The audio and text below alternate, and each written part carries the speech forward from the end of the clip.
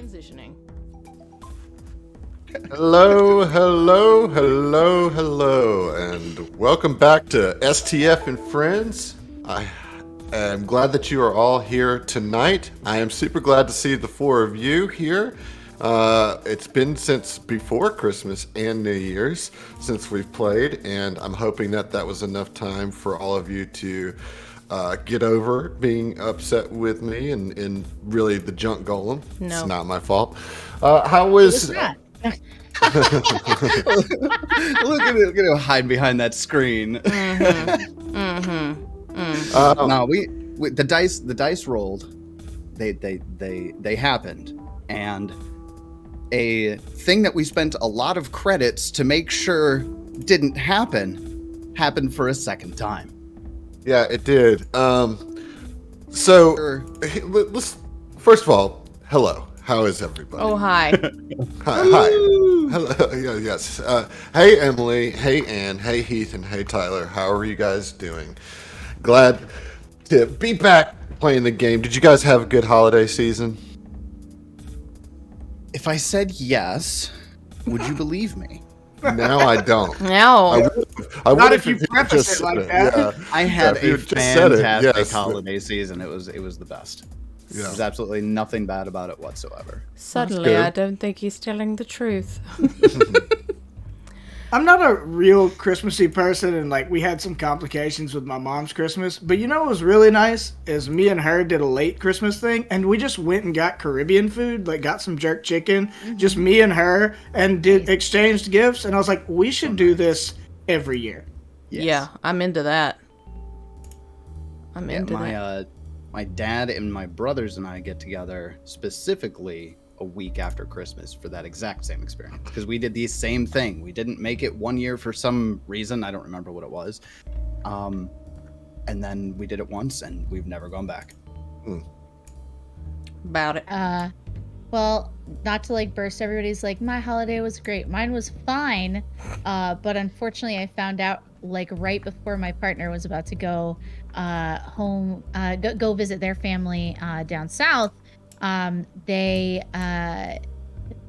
left the day I found out that my dad had COVID and was not coming to the city. So my holiday was, at first I was like, oh, well, that's not great. But then I just looked a little to the left and I saw a giant pile of Warhammer miniatures just asking for the privacy and focus of being able to be painted uninterrupted. So it was just dog walking and those Channeling darn old disappointment trees. into painting. Yeah, suddenly... dog walking and dryads was the focus of my holiday. Suddenly shit popped off. Yeah. I think that's Welcome to the Dog Walking and Dryads podcast. Yeah, I was going to say, when's that happening? I would watch it. So I think it's a that vibe. I saw some of that work you posted on Twitter. Yeah, some of the stuff you did. Yeah, You had a really big piece, right? There was like one like monstrous tree figure that came out to be very awesome. Thank you. Yeah, it was really incredible. It's been really fun to dive into. The last time I was like excited about lore was when I started playing Starfinder, and so I've never really gotten a chance to get into Age of Sigmar lore before, and there is a lot of it about the Sylvaneth, which is my cool Treeple army that I've Treeple, love it. Triple. Yup. Yeah. Well, that's it looked good what I saw. So Hey. at least you made the best of a yeah. disappointing situation. Well, I just wanted to tell you that I am drinking a themed beer today called Moon Biscuits. Where is John? Amber, Where yeah. is John? Right. Well, he can't have any of this because I he doesn't know. like biscuits. I wanted to taunt him. Well, he doesn't even ever watch or listen to these, so we can't even like taunt him. It's just What a failure. And it's just sad. Yeah, it's just no fun. It's boring. I can't make fun of John because he won't watch it. What a So everybody dick. who's watching, tell John's John just that like- he missed it. Put him on John's blast. just like, it's STF and friends. I am in STF, but I am not friends with y'all. Quite obviously, yes. Yeah, I because only you need one don't like requirement too. biscuits. What's your Yeah, well, requirement? him not being friends with us is actually because of us, because he doesn't like biscuits, and so at that point, when we found that out, our friendship was terminated. So finito. That's unfortunate. You gotta go, bud. So let's talk about the junk golem a little bit. Let's before we get into all your characters' responses, I wanted to kind of just talk about the fight. That's probably one of the most difficult fights that I've run in Starfinder. I mean, a lot of it is because of low level. Obviously, I've run more complex characters or NPCs and with crazier abilities, but just this particular one versus your party made for a very difficult fight. And what did y'all think about that? Was this the hard fight for you guys in your experience, or what was your feelings about the junk golem fight? It was certainly difficult. I think honestly a lot of it comes down to just being such low level. I think definitely considering I believe a lot of us are more, or at least currently more familiar with playing like at least a mid-level character. So when you go up against like a big old baddie and you've only got like two things, you got two things you can do. It's just rough. It's just painful. That was how I felt. It was just like slash. Yeah. Well, it's one of the rare instances where the monster can do enough damage to affect massive damage rules, which I think at a certain point that's pretty difficult to do. And so like that level 2, you're just on the edge of that, and I also rolled really well during that fight, particularly on the confusion table. That confusion should have done more to help you guys, but it didn't because I kept getting to act normally. But I'll be damned if it didn't screw us over, Yeah. I mean, I will tell you that I did beef up the junk golem a little bit prior to the fight. I will be honest with you guys. Now, what I did, basically, all I did is that it does have that junk repair ability, and instead of using a standard action to gain that HP, I just gave that much more HP to his total. That's all I did. Oh no, I'm sorry. I also did turn up his death crumple from a D8 to a D10. Yeah, I think Newt's got the right of it. So Adam cheated. So you brought us here today to tell us that you cheated. That's well, it's a new year. See, new year, new me. I'm coming clean, Proud of you, Adam. Proud of you. I'm Adam. I cheat now. I cheat now. Now. I think honestly, you had mentioned that to us at like when we were kind of winding down after the behind the screen time that we have after the game, and that made me think about all the times when I should have done something like that as a DM, because especially when you're streaming, it's easy to forget like all the special abilities that your baddies have, and so just going ahead and topping them off, while it did make it a little bit like, that does mean like action economy wise that they got like one more attack than they would have. Right. Like at the end of the day, you're rolling the dice to see if that attack even hits, right? And I thought that was a smart idea, and it made me think like, oh, that Adam, he knows what he's doing. I'm gonna do that too. I have my moments, I guess. And the thing is like, I wanted it to be a hard fight. This is the cover of the book. It's not the end of the book, but it is definitely the centerpiece. It's the pivotal moment. Yeah. It's that pivotal moment. And I feel like singing tonight. I know Anne's been singing all night. Listen, I think it makes up for the fact that Anne has been getting free attacks out of her now dead companion for 2 levels. Is it worth free? of gameplay. Is it free if you murdered him? No, there was a cost. There was a cost, I suppose. Yeah, but like the action economy was made up for the fact that Riki was getting attacks when they shouldn't. So to clarify, because we were talking about we've all made mistakes. Yeah, we were talking about getting maybe a new companion, and so I really, really dug into the companion rules and realized that if you do not have the creature companion adept feat, all they can do in combat is move. That's it. They take move action. So, but I think we can all agree that Ricky was a special boy. Just like really special and really naked. And... Ricky was a young boy. He had a heart of gold. Yes. Well, Appreciate you. Okay, all right. Yeah, and Ricky had a big part in getting some damage in on that junk golem. So I think it all bounced out in the end. Story-wise. Yeah, so let's get into the story part of it, because we have to react to this in characters. Well, and where we left was like right after the junk golem cascaded down into an avalanche of junk on top of Cobb and Val, knocking them both out. So they are both unconscious currently. Skip is pulverized into the ground. He's just a splat of toad or frog right now. Yeah, here, I'm gonna react in character. Oh no! That was a solid. That was great. It's great. Yep. Okay, so yeah, I'm going to turn it over to you guys then, and kind of let you respond.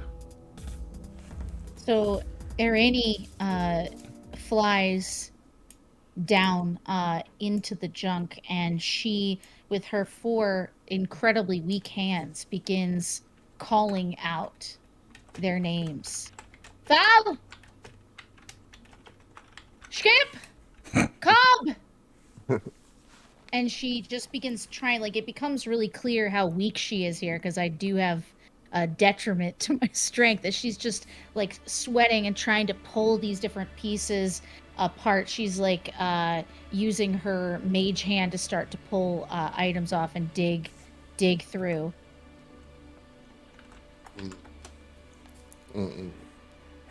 Just to clarify, because I only listened to, I got to where Ricky died. And then I couldn't go on. And then I couldn't bring myself to re-listen to the rest of the episode. We're unconscious, right? Oh, yeah. Yeah, everybody except for our beautiful bug leader is unconscious. Cool. Yeah, I mean, this is basically Irene's, like, just saw her entire party go down. Yeah. So I'm just gonna, like, look at my character sheet real quick, no reason. Irene's like, oh, never mind. Like, Mariposi is Mara kaput. Yeah. Well, oh, wow. She's gonna start, once she starts realizing that she can't do this with brute strength, she just starts shooting out energy rays to try and, like, acid the different junk apart, and assess where people are. Can she try to, like, perceive where they might be under the wreckage? I mean, it's not enough to where they're completely covered, so you can see limbs kind of sticking out from it. They start to extract. She is gonna go for Skip first, thinking that he not knowing that he's dead, right? Because I don't think she would have been close enough to confirm that, or what is true. You can tell me. What are you trying to confirm? I'm sorry. Just like she doesn't. So she would try to save Skip Hopsworth first, knowing that they can heal. So Skip's death was very visible and clear that there is no bringing him back. He was literally pounded into the ground. His head went into his clavicle. You know what I mean? So strength-wise, she wants Cobb to try and get people out. So she is going to fly over to Cobb and start blasting pieces of junk away until she can unearth Cobb and just kind of take them in. Do you have the stabilized cantrip? You know, you would think that someone like me might, but I don't think it was available to me. Okay, so then I need both Cobb and Val to, I guess, tick off a resolve point to stabilize while she's doing this. Hey, yeah. And then, you know, it is a lot of pieces of junk, so none of it is too big for you to manage. But I'll say it takes, you know, about a minute for you to clear off the trash that has piled up on Cobb. But as you do, you kind of pull that piece off her face, and you see her bovine snout sticking out, and like it's like all covered in soot and grease and cuts from the various pieces of metal. Yeah. Well, I don't believe I have any health potions. She's gonna search Cobb I do. Okay, so she sort of trembling hands with her like four like long spindly bug arms is going to be reaching through Cobb's pockets until she finds a serum. Let me ask you this: are you trained in medicine? Yeah, no, not at all. No. I loved it. No. You want to be left standing, but yeah, okay. So you're doing your best. I'm sorry. You root through Cobb's pack and you find two serums of healing. Mark 1, right? Correct. All right. So she's gonna go ahead and once she's unearthed Cobb, she's gonna feed Cobb one of them, and then as soon as Cobb comes to, she'll probably move over and try to help Val. Yeah. Okay. So go ahead and roll. What is it for? Is it just 2d8? Yeah. Go for a Mark 1. Is that me or you? Right. It would be Anne since she's applying it. Let me see. Let me make sure that's right though. I believe that it is. It's 1d8. Sorry. 1d8. Okay, so that's 8 that I rolled. Nice. Look at that max roll there. All right, juicy. So, oh god, hold on. I'm confused because I'm looking at a different sheet. Which one is my health? It's green, right? Green. Oh god, that's had a brain fart. Sorry. Thank you. Okay. All right, and then Val, you go over and do the same for Val. Mm-hmm. All right, let me roll. Okay, that is unfortunately a 2. Oh. Sorry, Val. In fact, health. All right, but hey, you're awake now, at least. Oh, thank God.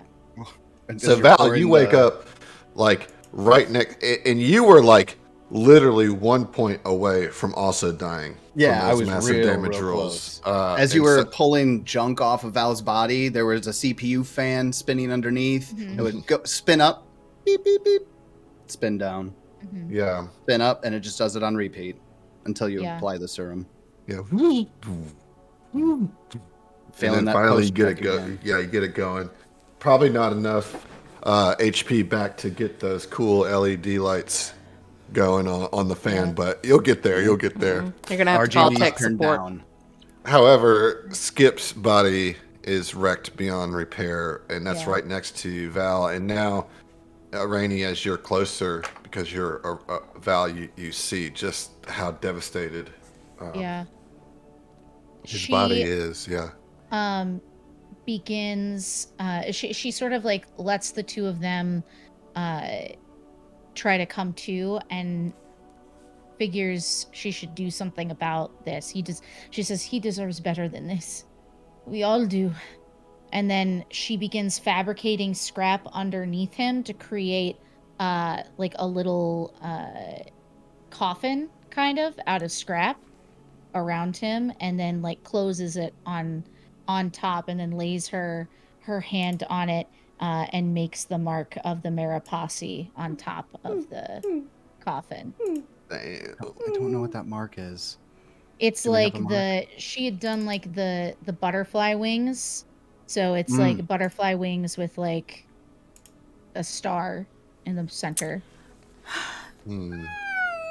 Val didn't really know what was going on as you were going through everything, and he's hurting real bad, so he's crawling over with his legs have been disabled. There's just not enough hit points to re-enable him.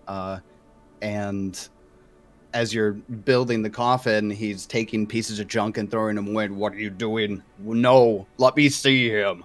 And I'm trying to like get a good enough view to make sure that he's actually dead. And when he does see that he's dead, he just does the full-throated, no.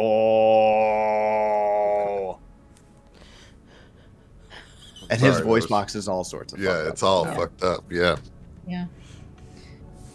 I'm sorry. I didn't know.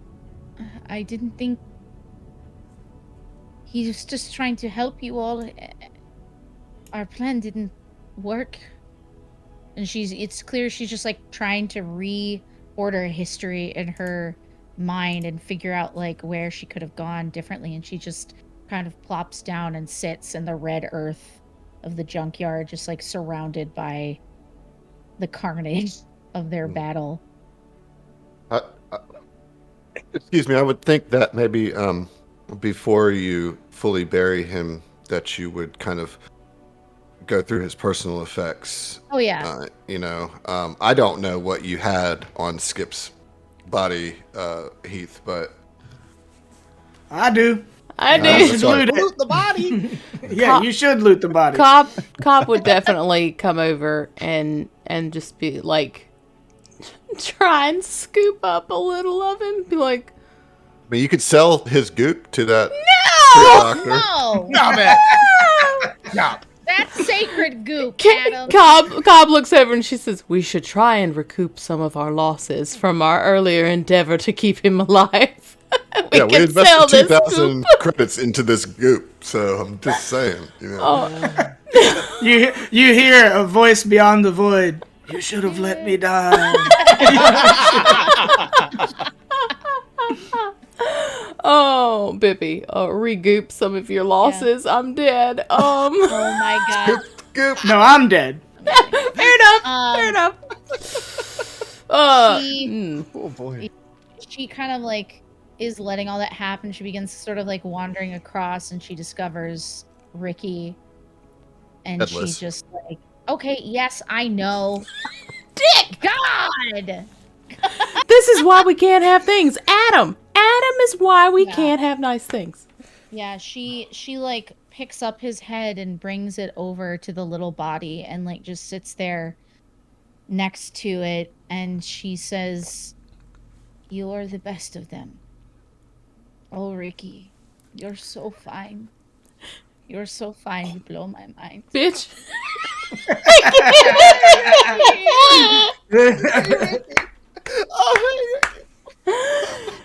Inspiration, man. And again, beyond the void, you hear, he wasn't better than me. Cobb leans over to Val and is like, I don't know that he was better. Oh my gosh. Okay. What did you have on you, Skip?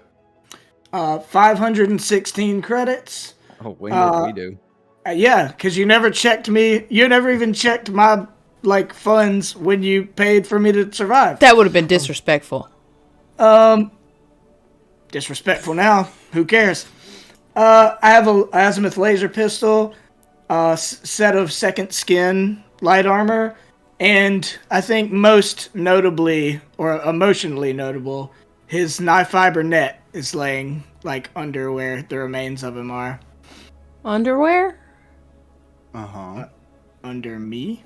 Oh, okay. I thought you... Under my dead body?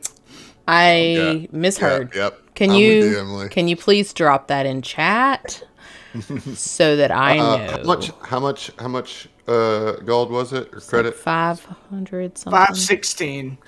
All right, so we'll round that up to 520 divided by 3. I don't know. That's like 170 credits each. Sweet. Okay. I'll take it. And I'll then, allow it. A laser pistol, your basic azimuth laser pistol, I don't think that's an improvement for anybody, but the knife fiber net is not a bad get. Yeah. I don't know what Lets that you is. entangle people. It's the little net he used. It comes from his primitive frog world where they use the net to capture little animals and stuff. He used it I'm sorry, to good I effect. got to highlight Bippy times. T's comment about your underwear. It's his most prized possession, a pair of Hanes full of skid marks. Now this is disrespectful. As long as it's funny. Oh, Adam, try and there we go. Oh, there it is. Oh, I just want to be blurry. I don't want you guys to see me laughing and cackling at your misery. Too bad. It's happening. Oh, man. Okay. All right, so So there's some monies, a knife fiber net, and a lot of sadness on Skip and on Riki. However, there is what you came here for, which is, of course, the component for the EMP key. I have this written down. Is buried within the junk golem's mass, or it was until he fell apart. So you can recover 6 bulk of an inert electronic equipment from the junk golem's remains. So that's basically 6 rounds for your cannon. Emily, for your junk cannon. Cool. And then, or, if you want to take 1 or 2 of those for your junk spells too, I don't know. But there's 6 bulk worth of inert electronic equipment. I will take, I'll take 1 or 2 bulk if that's okay. But if you want them, I can always fabricate scrap to create a bulk. So let me know what you prefer, Cobb. Yeah, man. Let me. No, you take it. You take it. All right. Because I'm gonna be honest, I'm not gonna be using that thing very often. All right. So why don't we split down the middle? You take 3. I'll take 3. And you guys take on? Particularly you? Can you take on 3 bulk, Rainey? Listen, who could say? I only have a -1 strength. Yeah, that's what I'm asking. So. I don't know. Maybe I'll hold them for you. Great. Yeah. How much bulk can I carry? I'm encumbered at 5, and I only have 1 right now. 1 bulk. You can carry about 3. Okay. I would just split it down. Yeah. Yeah, I'll carry 3. It's fine. All right. You also see that, like, at the core of this thing, maybe what was even powering it is the plasma charger circuit, which is what you needed for Merc's EMP key. So you grab that. You can also search the grounds here. I mean, there is that shuttle bridge that you guys were fighting on. You could maybe roll a perception on that to see what you might find there.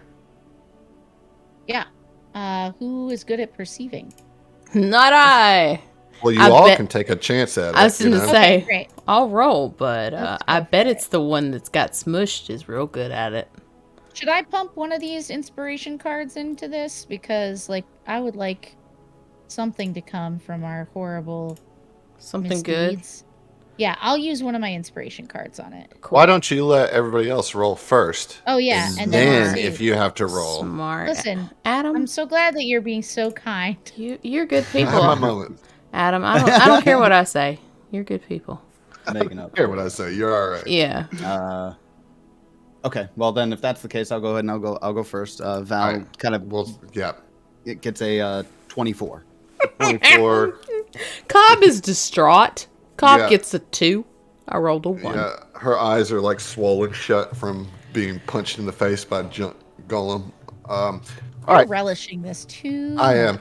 24 is enough for you to find a secret panel in the remains of the shuttle's bridge. It was a DC 16. It takes a little effort for you to pry it open, but you're able to do it. You grab like a piece of a metal rod and kind of pry it open, pop open that panel. Inside you find 5 Mark II frag grenades. Oh, nice. Oh, I like it. Yeah. And so frag grenades, especially Mark II, they have a 15-foot explosion radius and do 2d6 worth of piercing damage. Oh, wait. I think, Cobb, you might be the only one who can use these. Oh, wait.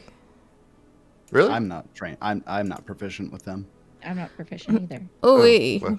Well, I'm just going to keep saying it. Yeah, so say it 5 times because you get 5 frag grenades. Oh, wait. Oh, wait. Oh, wait. Oh, no. It's devolved. And I'm about it. Thanks for doing my cat girl voice for me. And my cat girl. And cross that off the list so I don't have to do it. Why? So you have the pieces that you need. And you've scoured the grounds, what's the move here? You're down 2 people. You got what you need, but I don't know. What are y'all feeling? Irony, things are not looking very good right now. We need to rest. We should go back to town. We should check in his cart to see if there's anyone we could send his body to. We could tell them, at least send a message saying that they could requisition help to get him back home. We'll see what we can find out on the infosphere. But we should also buy health potions or see if there's someone who... I don't know. I don't think we should go out here without the ability to make ourselves better after injury. After this experience, we certainly could use more people. So we're recruiting for the Mariposse. I don't think we...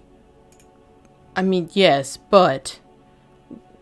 I feel like it's disrespectful to call it recruitment when things are so... And she just kind of looks down at the puddle, like, fresh. But yes, you're not incorrect. Technically... Grieve how you will. I'll grieve into the job. That seems unhealthy, but everyone has their ways of coping, I suppose. Let's head back to Very. All right. I think that's a good idea. Let's go, she says. And she, gets up off the ground, kind of shakes her wings off, and starts marching back in the direction with the 2 of them. How are we going to hold these remains with us? However heavy the coffin you've made is, Val will carry it. Okay. It's a scrap pack, kind of like a backpack. And she'll, attach 2 little ropies to it so that you can pull it over your shoulders. It'll just be strapped to my back. Just got the bubbins on my back. Well, here's the good news. I mean, it's a long march with the bubbins and the junk shroud that has been wrapped around Skip. But if you remember, you left Skip's taxi cab. Oh no! At the edge, and it's still there, so you can relieve yourself and put Skip in the cab. And use that to haul him the rest of the way. Question. Certainly where he'd want to be. Yes. Right. Question. Yeah. Heath. Is there a pair of fuzzy dice in the cab? I mean, of course there is. I would like to take them. Now you're robbing me. Okay. Not robbing you if you're dead. Right? She's choosing your bequeathal. Yeah, that one. It's like, I'm pretty sure this was in his will. So, what I haven't told Oh. everybody watching is that this experience, this traumatic encounter, was enough for you guys to level up. So, we are level 3, and we are going to head back to Kefik Depot to kind of regroup. Yeah. Question. Yep. Bippy makes a good point. What we gonna do with this cab? Sell it for money. Well, He would want it that He would way. want it that way. We'll get there. We're just going to keep telling ourselves that. So, the first things first is you get back to Riddle and Very 13 at what's her name? At Riddle's spot, Adventures in Junk. That's what it's called. And so you get there, and as you're approaching, Riddle again kind of leaps out at you from an alleyway and it's like, "Hey, what's going on? You'll have to stop approaching us like that." Well, almost like bringing out a pistol as he does it. yeah, I know it's not my favorite way to approach you either, but shit keeps happening, and I just want to give you a heads up. There's somebody at the shop who's looking for y'all. He says he's looking for Skip specifically, but he knows that you were all with him. Where is Skip anyway? I don't see him. Why don't you introduce us to this person? We'll update you at the same time.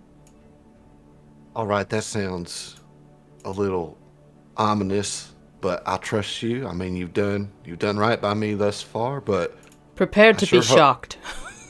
I sure hope he's all right. I love that little frog.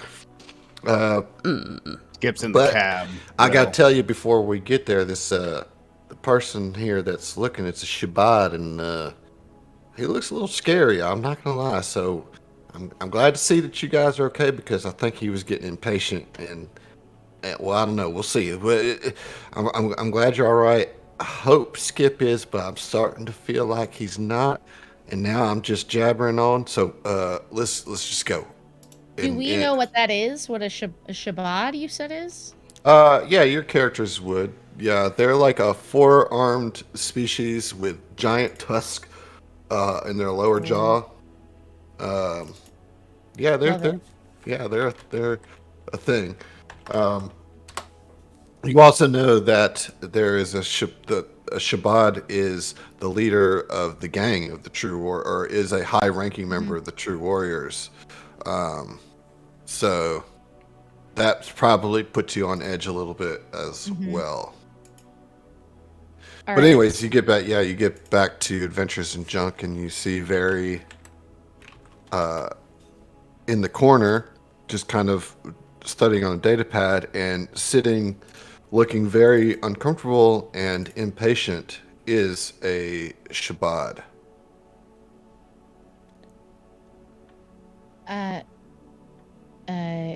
Bonjour. We are Zemera Posse. How can I help you? I heard you're looking for Mr. Skip Hopsworth. Yeah.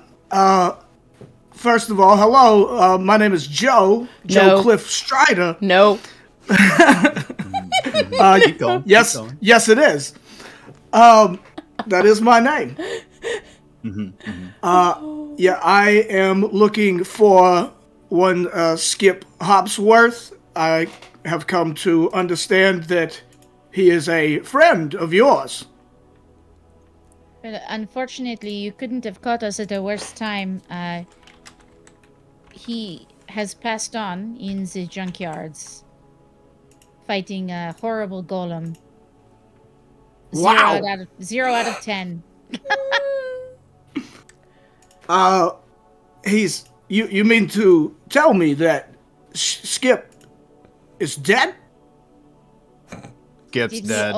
Yeah. She's like, did he owe you any money? Like, in a way, yes. Which Here, way? come let's have a seat. This is terrible news. Before we get into this, we have to show you what this looks like. Why don't you just describe, as Emily's trying to get the image there, what Joe Cliffstrider looks like? So Joe Cliffstrider is a very large, imposing showbod. As he said, four-armed, kind of gray-skinned, grayish, purplish-skinned alien race, native to Akaton. They generally live out in the plains around Ka, the giant volcano that is the largest mountain anywhere on Akaton.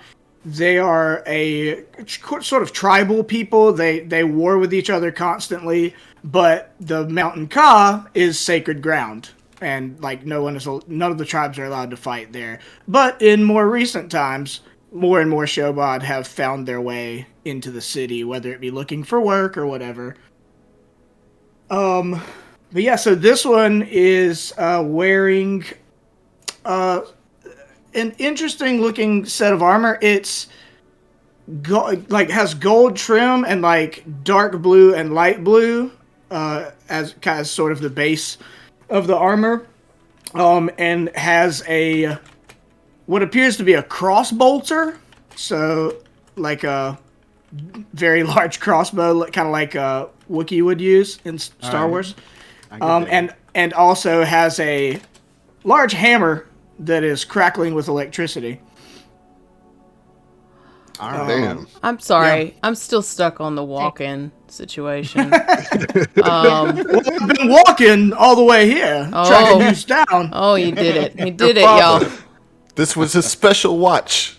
Oh, my him. God. Yeah, well, you see, the name Cliffstrider, and he starts launching into a history you did not ask for. I did not ask for. But you may be curious about the name Cliffstrider. Yes. My father was a Cliffstrider, and his father before him. And they strode cliffs on the mountain Ka as keepers of the peace of the sacred mountain Ka. Until one fateful day, my father strode directly off a cliff and lost his life. And out of grief for the loss of my father, I left the clan and found my way to the city, where I now work for Skip's boss, a Yosoki named Ratchet. And Mr. Ratchet owns the taxi company that Skip works for. The problem is that the taxi service is based out of and operates only in the city of Morrow. So Skip skipped town, excuse the pun. Oh. And I've been looking for him. Both to retrieve his wayward taxi, but also part of my job is to look out for Mr. Ratchet's employees and make sure that they are well. Okay, hold on. He's not well. I'm curious. At what point was the name of the history of your name relevant to Skip and what you're doing here? I mean, I found it pretty relevant. I thought it was an interesting story. Did you? I did. Cobb, I think you're grieving. It doesn't make sense. Why?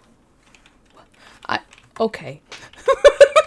Yeah, she's kind of like sensing this weird tension growing between everyone trying to deal with their grief, and she goes, sometimes people just like to share, and that's okay. When you're in a group together, you share the good times and the bad, and fuck it. It was a shit day, okay? He died out there. Everyone almost died except for me. Don't ask me how. Maybe it's Maybelline. Maybe it's... But... I can't. Yes, no. It's important for you to know that, he cannot owe you anything anymore because he died without any... nothing left to his name. In fact, he told us not to save him the first time, and maybe he was fucking right. Okay, so it's clear she's just like having a breakdown here. Right. Yeah. As is tradition. Well, look,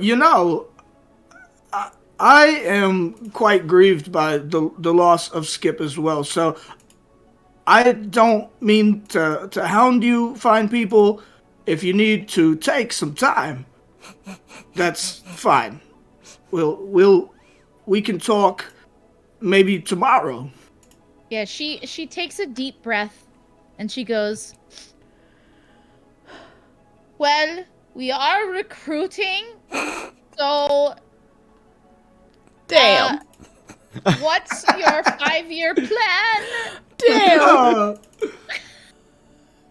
Look, you guys obviously need a moment or a night to rest. And what kind of management style do you prefer?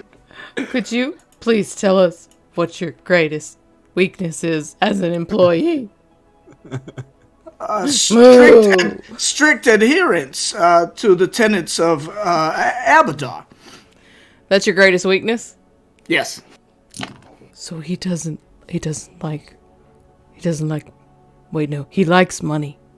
Yeah. He doesn't like, He likes money a lot. he doesn't like rules. Yeah, and you would maybe you would put together after a few moments and, getting to see him a little bit. His armor color scheme is Abadar Corp. It's like the same, color palette as Abadar Corp. Interesting.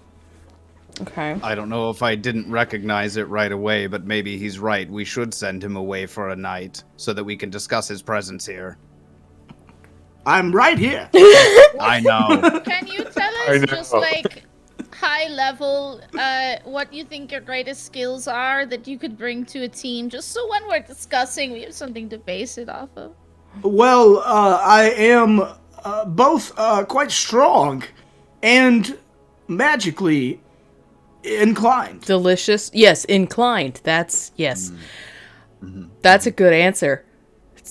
Hold on. What kind of magic do you do? I do magic, she says, and she just makes a bunch of junk fall on the floor. For a priest of Abadar, too. Like a bunch of junk for an Abadarian. He like side-eyes it, just moves right past that. I am capable of both healing magics as well as protective and offensive magics. That's good. I feel like that's a weak spot on our team right now. I would certainly say that that's a flaw of ours. Yeah. Well, I am gifted my magics by the power of Abadar. You could theoretically call me a Crusader mystic.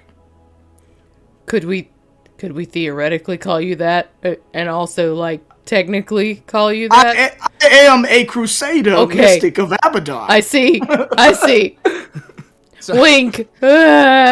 So Val's joints are still really messed up because he hasn't healed from every night, and he frowns so deeply that screws start popping out of his jaw because he hasn't frowned that deeply yet. Yeah. And he just turns and stomps away. Yeah. I have one more question for you, Mr. Joe Cliffstrider.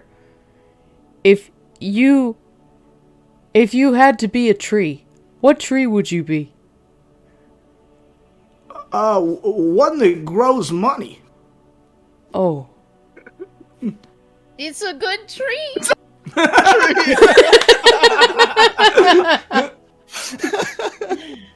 We'll see you tomorrow.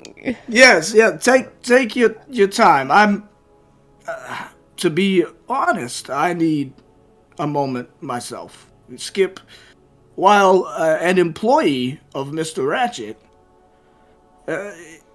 he had become something of a friend. Yeah.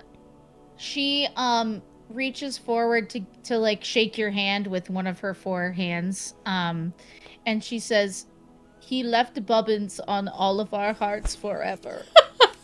So I'm not surprised to see he affected you in this way. I'm sorry, I'm not usually this. I'm very composed usually. Thank you for your interview.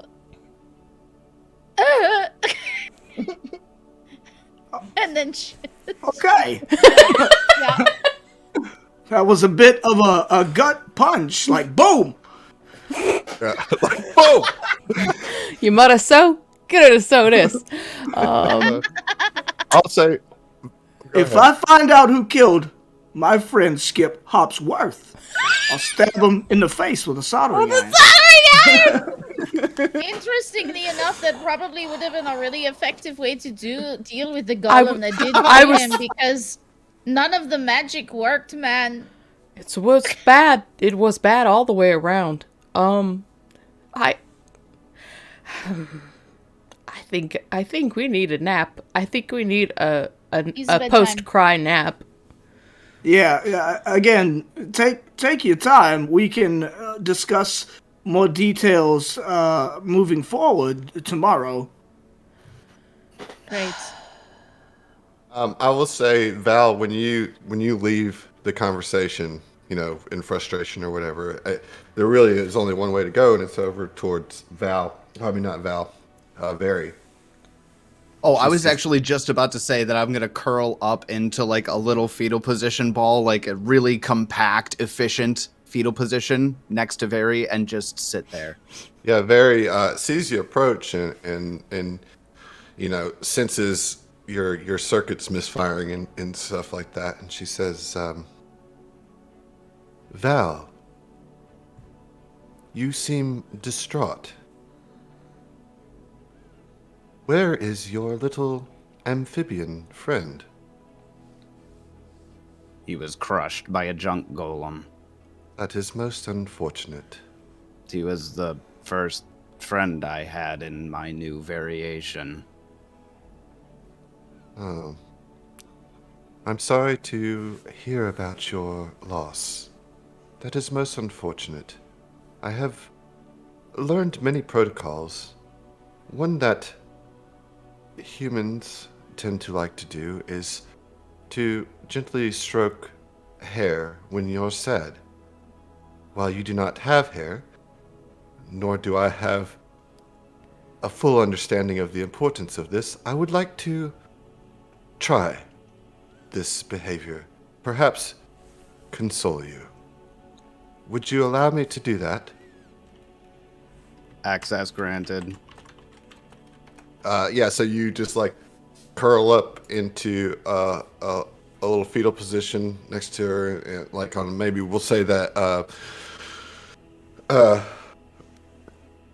Riddle has like a beanbag chair, and you like slump in the chair, and she kind of wraps around you, and stops reading whatever she was reading, and like awkwardly at first, like like grinds against the metal plate, and she's like, "Is it like this?"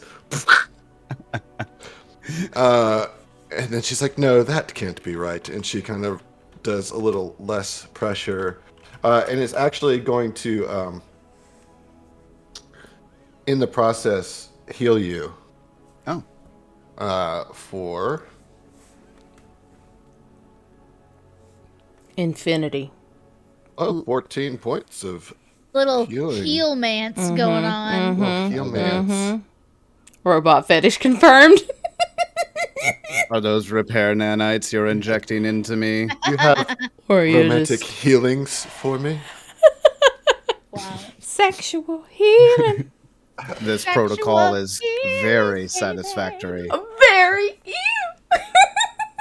Ew. You! Also, You can't say ew, Anne. I know. I love every second of it.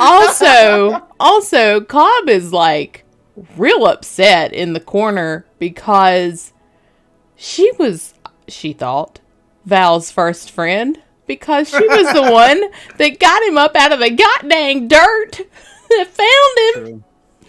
So yeah, she's stuck on that. She's like, I thought we were friends before you even met Bubbins. That's fine. I'm not upset. Moo, woo, woo, woo. Yeah. Yeah. Oh, it's so sad. You're woo wooing in the corner, and sorry, Irene kind of just like looks into her little like scrap shoebox of Ricky, and takes it out to the alley, back to the alley outside, and begins like digging a little hole for the box. She puts the box inside and piles it up, and she says, Ricky, hey Ricky, if you don't mind, I will come back here to talk to you every so often so you don't get lonely. You were such a good pet. I should never have brought you onto a battlefield, and I know now that that's kind of an irresponsible expectation to put on a pet, and so that's my cross to bear forever, and it's fine. To honor you, I promise to never buy another pet and make them fight for me. I can't afford it. But also I can't afford it because you're priceless. Oh, there it is. Nice. Yeah. Got him. Yeah. Oh, y'all, we're a hot mess without Skip. Yeah. What's going Yeah. on? Yeah. She puts her hand up to her like around her neck. She has like a symbol of Desna around her neck. And then she kind of lets her hand fall away from that and instead draws a symbol of Waden in the dirt kind of absent-mindedly.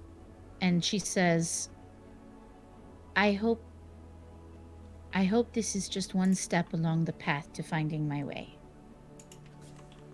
Goodbye, friends. And she walks back into the place, and she sits down next to Cobb, and she says, Cobb? Yeah. Can I pet you? And Cobb, has, been sulking, their arms are crossed, she's just kind of, just staring down, she's lost a friend, and then she's got one friend that's saying that, she wasn't their first friend, and then you come up and say that, and you see, her little grumpy cow brows are, pushed down, and then you say that, and she just kind of lights up, and she just says, that would be very acceptable.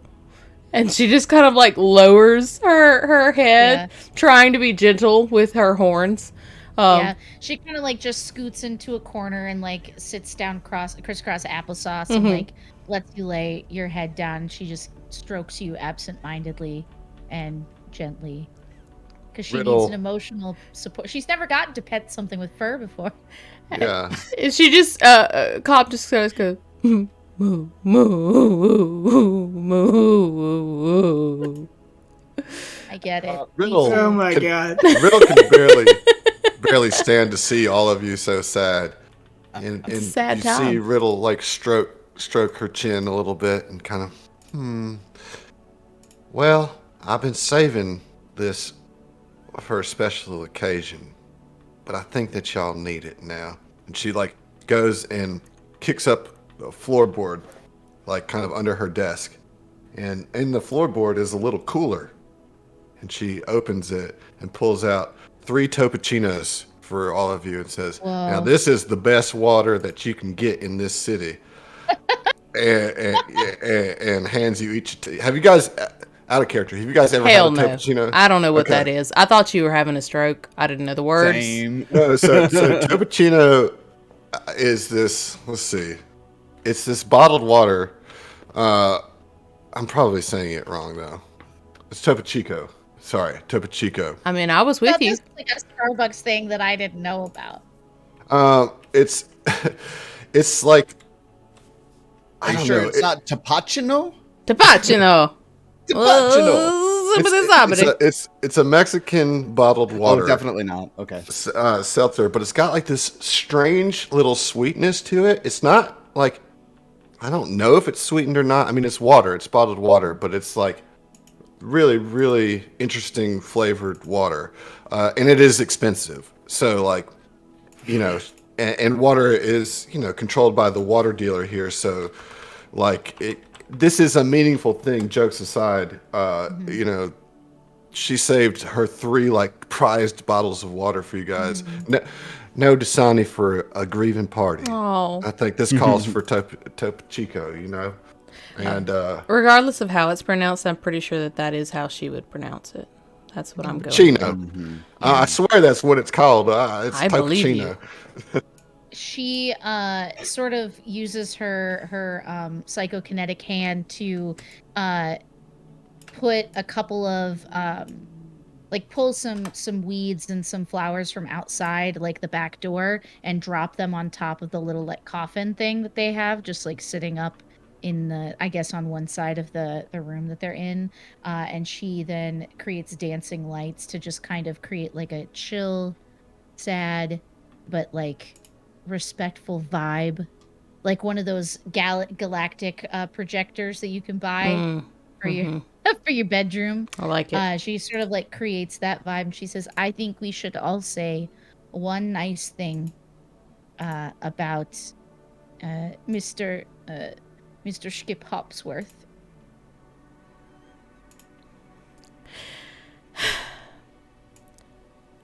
His Bubbins brought me peace. I don't know how else to put it. His Bubbins made me happy. He just had a way of talking with his voice. I'm sorry, I'm not a wordsmith. He'll be missed.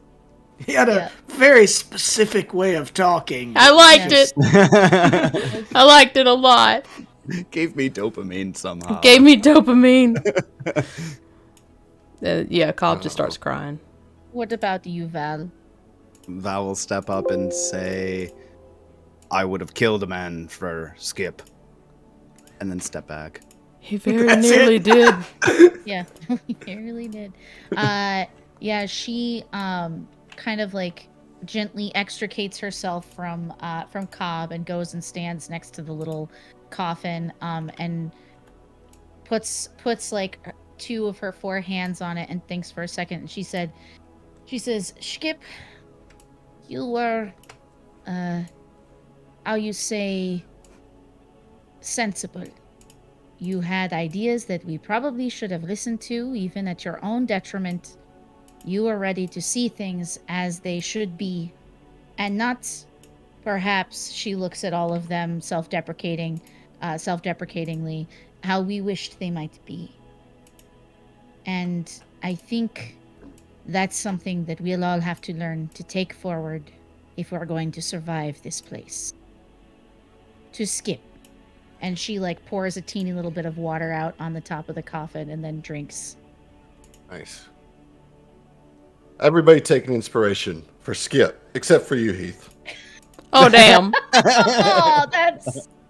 Made us sad. You don't get inspiration for dying. But I will give you one for your pretty decent intro. Christopher Walken. You know what? You managed to get his cadence pretty spot on. There's a couple words that are like perfect. Like yeah. You got down right on. So go ahead. Yeah, and take one. I didn't have a lot of time to practice it, but I got somewhere. It's good. I loved the Skip Hopsworth. Like Hopsworth. Hopsworth, that's it. Hopsworth. Oh, yeah, man. absolutely. So she... Can we talk about... Oh, sorry. Yeah, go ahead. No, you go ahead. She sort of like lets a little bit of time go by as they're sitting there in the like quiet, dark silence. And then she says, now we could go around and we could look for someone super cool to come and join the party and go back into this junkyard with us. But I think we have someone pretty good in Joe, good enough is sort of the practicality that I think Skip would want us to take forward in our endeavors. So what do you say? Do we offer the job to him? I can't say I enjoy having somebody from Abadar Corp in the group. I won't like it, but if you think it's a good idea, I'll agree to it. What is it exactly about Abadar Corp that you object to the most? I'm just curious. Oh, Abadar Corp has its place. Abadar Corp is to be stolen from, although it is to be said that the people at the upper reaches of Abadar Corp have a certain pomposity to them that is fun to smack out of them. Well, I don't think that we'll be wanting to smack any of our new friends, so maybe keep that in check. Right. Still a lot of residual anger going on here, Cobb, and I'm really sorry about that. Fair enough. I just wanted to make sure that we were all on the same hoof. Well, it's like, he's a big boy. You might not want to fuck with him.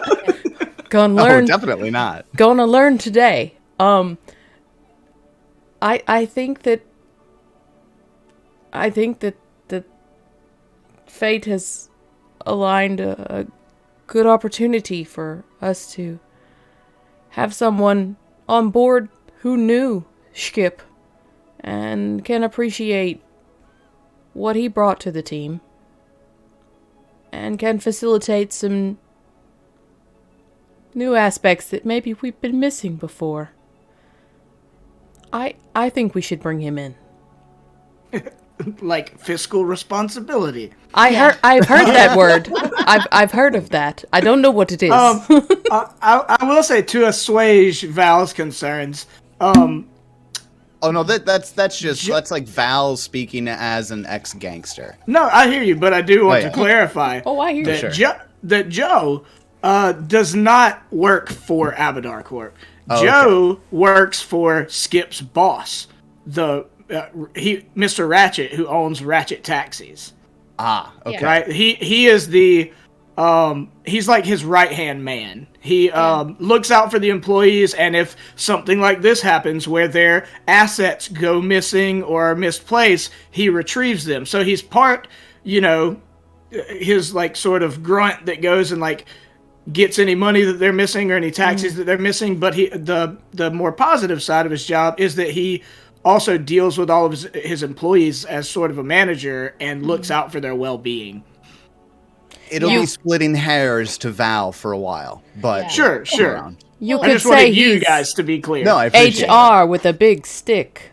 Yeah. So, go ahead. Yeah, so she sort of like takes in both of your opinions, and she says, as captain, I suppose it's a hat that I will try to wear a little more firmly in honor of Skip, who would have wanted us to make better decisions, which we shall try to be worthy of that, friend. But I think there's something we can't overlook, which is that he knew Skip, and he cared about Skip. And anyone else who comes in new is going to be starting from, square one with us. But there will be with Joe something a little bit different, where he will want to know what his friend saw in us, that he was willing to, dedicate his runaway life to doing something so dangerous with us. And I think I don't want to say that I trust him, but I trust when people care about other people. I think it's something you can see on their face. And I saw it on Joe's. And Val will nod and say, admin deny rights, override approval rights. Nice. What? What does that mean? I think that's computer talk. I think you're going to need to roll a computers check on Yeah, I that. was like... Irene, your opinion overrules mine. Oh, okay. Yeah. She sort of like thinks it through. IT joke. Okay, sorry. I was Sorry. Like, Irene would get it, but Anna's like, what? What? Yeah. She nods and she says, it doesn't mean your opinion isn't considered or doesn't matter. But yeah, I am right. And she says, all right. Yeah. So I like it right there. Yeah, like let's like stop it there because we got to talk about your level ups. Oh what yeah, I mean? We got to talk about what you got, and so we're distraught, Adam. Okay. Yeah, I know, and you guys did a great job, and you guys got inspirations, even though you haven't taken yours yet, Emily. Oh, sorry. I'm going to start with you, Anne. What did you get for level 3? What's it look like for Irene? Man. Well, I'll tell you. Let me get out my little notes that I made because I knew this day would haunt me. I knew it. So Irene got, your normal. She's a little bit beefier than she once was. She also got spell focus, which is something that all technomancers get at level 3. So spells are harder to resist. She got an extra spell, so now she can cast a little bit more fluidly with including her spell cache. I think she has 5 different spells she can cast, or five spells she can cast a day. Seeing what happened with her friends getting sort of cornered by this golem, she spends her time this evening thinking about how that can never be her, because it's terrifying. The idea of just being cornered and not being able to get away. And she keeps just sparking electricity from her fingertips until she can create a really strong static charge, and she learns the spell Jolting Surge. Jolting Surge. Classic damage dealing spell there. Yeah, great. Yeah. So that's most of it, I think. Let's see. I think that's like most of the big stuff. Yeah. I think that's it. What did you take for your feet? Oh, for my feet, I took what did I end up taking? Agility? Mobility. Mobility. I was like, Yeah. agility, mobility, fleet. Yeah. What was it? Yeah. So mobility, just so that, again, very similar. She doesn't want to be cornered, and she doesn't know where she's going, but she wants to be able to get the jump on people a little bit better. As far as skills that she trained up, based on her needing to step up and be more of a leader, she trained up her diplomacy to 4. Watch yeah, out. baby. Watch out. Yeah, watch out. We're coming, beep beep. And up her, it made sense to bump up computers and mysticism and stealth. So that's Great. what I did. Yeah. All right. What about you, Tyler? So Val's level was relatively simple. Operatives will be operatives. My trick attack damage increased to a D8 die. Get weapon specialization for everything, which is beautiful. My movement increases by 10 feet, which I think will make a big difference. Yeah, that's good. But more importantly, the choice that I made this time around with my feet is after Val has gone down, almost dead, at least 3 times at this point, Val is taking Die Hard because Good you idea. can't kill this robot. You can't kill me. Bring it, Adam. Okay. Try me. All right. I will. I'm excited for it. Okay. Yeah, that's So fine. that's what you got, huh? Yep. Okay. Well, what about you, Emily?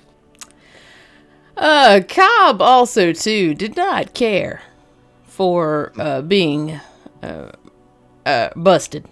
Busted, as the cool kids say. So she also took Die Hard. And it's just, we don't want to do that. And I'm retroactively, I'm going to say a thing happened. I'm making this happen, Adam. Okay. Let's see. As we were gathering up Skip from the junkyard, she took his little helmet and visor off of, his poor little smushed corpse and remogrified it to fit over her horns. So now she's wearing a helmet that's too small for her. But Her horns poked through the yes, top of it. yes. Yeah. It just makes her feel better. But she kind of makes those adjustments as she's thinking about being unconscious and being unable to help the rest of the party.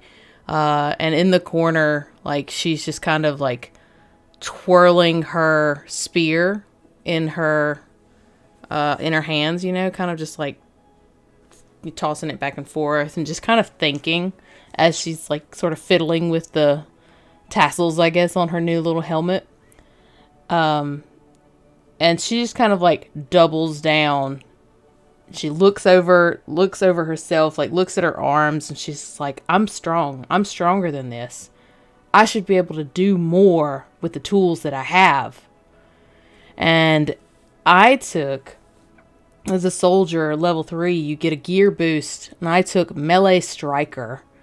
Nice. Which means I get to add an additional bonus equal to half your strength bonus to damage rolls with melee weapons. So That's good. Yeah. the cow's Good getting stuff. beefy stuff. You know what I'm saying? Nice. Excellent. I think we'll keep. I mean, we know you're a Crusader Mystic, Heath. We'll kind of keep your stuff. We'll let that come out organically. I mean, is there one thing that you want to share? Yeah. So, I mean, 2 things that are kind of basic to my build. Yeah, but I don't care what you said. You killed me. So, I mean, one thing is, because he has 4 arms, so he has the crossbolter and the big storm hammer, and he can hold them both at the same time. Mm-hmm. So, I mean, that's not specific to the class. That's more specific to Showbot. So he has the feat versatile. Versatile specialization. So they both get, the full damage that they should. And then the other thing is, the class feature for Crusader Mystic Where are my class features? Here it is. Yeah, it's Sworn Protector. So at the start of each turn, Joe can designate one ally within 30 feet as being under his protection.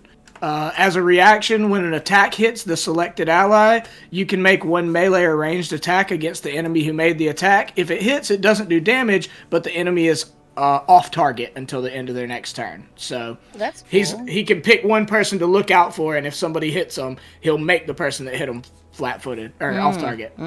Great. Yeah, Is that called clapback? it's called Sworn Protector. That one too. Yeah. Sorry. Yeah. Like AKA. It's known in more secret circles as clapback. Yeah. That was my. Yeah. We're in the loop. We're in the know. We should just All right. Well, great. Cool. Good stuff for it. Level 3, you guys should be doing a little bit more damage now because everybody's got that weapon specialization, which is kind of a tier up for Starfinder characters. The next morning comes and, I'm sure Joe arrives, after he's given you guys enough time, and I don't know if you have like lunch or breakfast or whatever, but you need to decide if he's going to join you or not. I think you guys have decided, but He gets a message from us.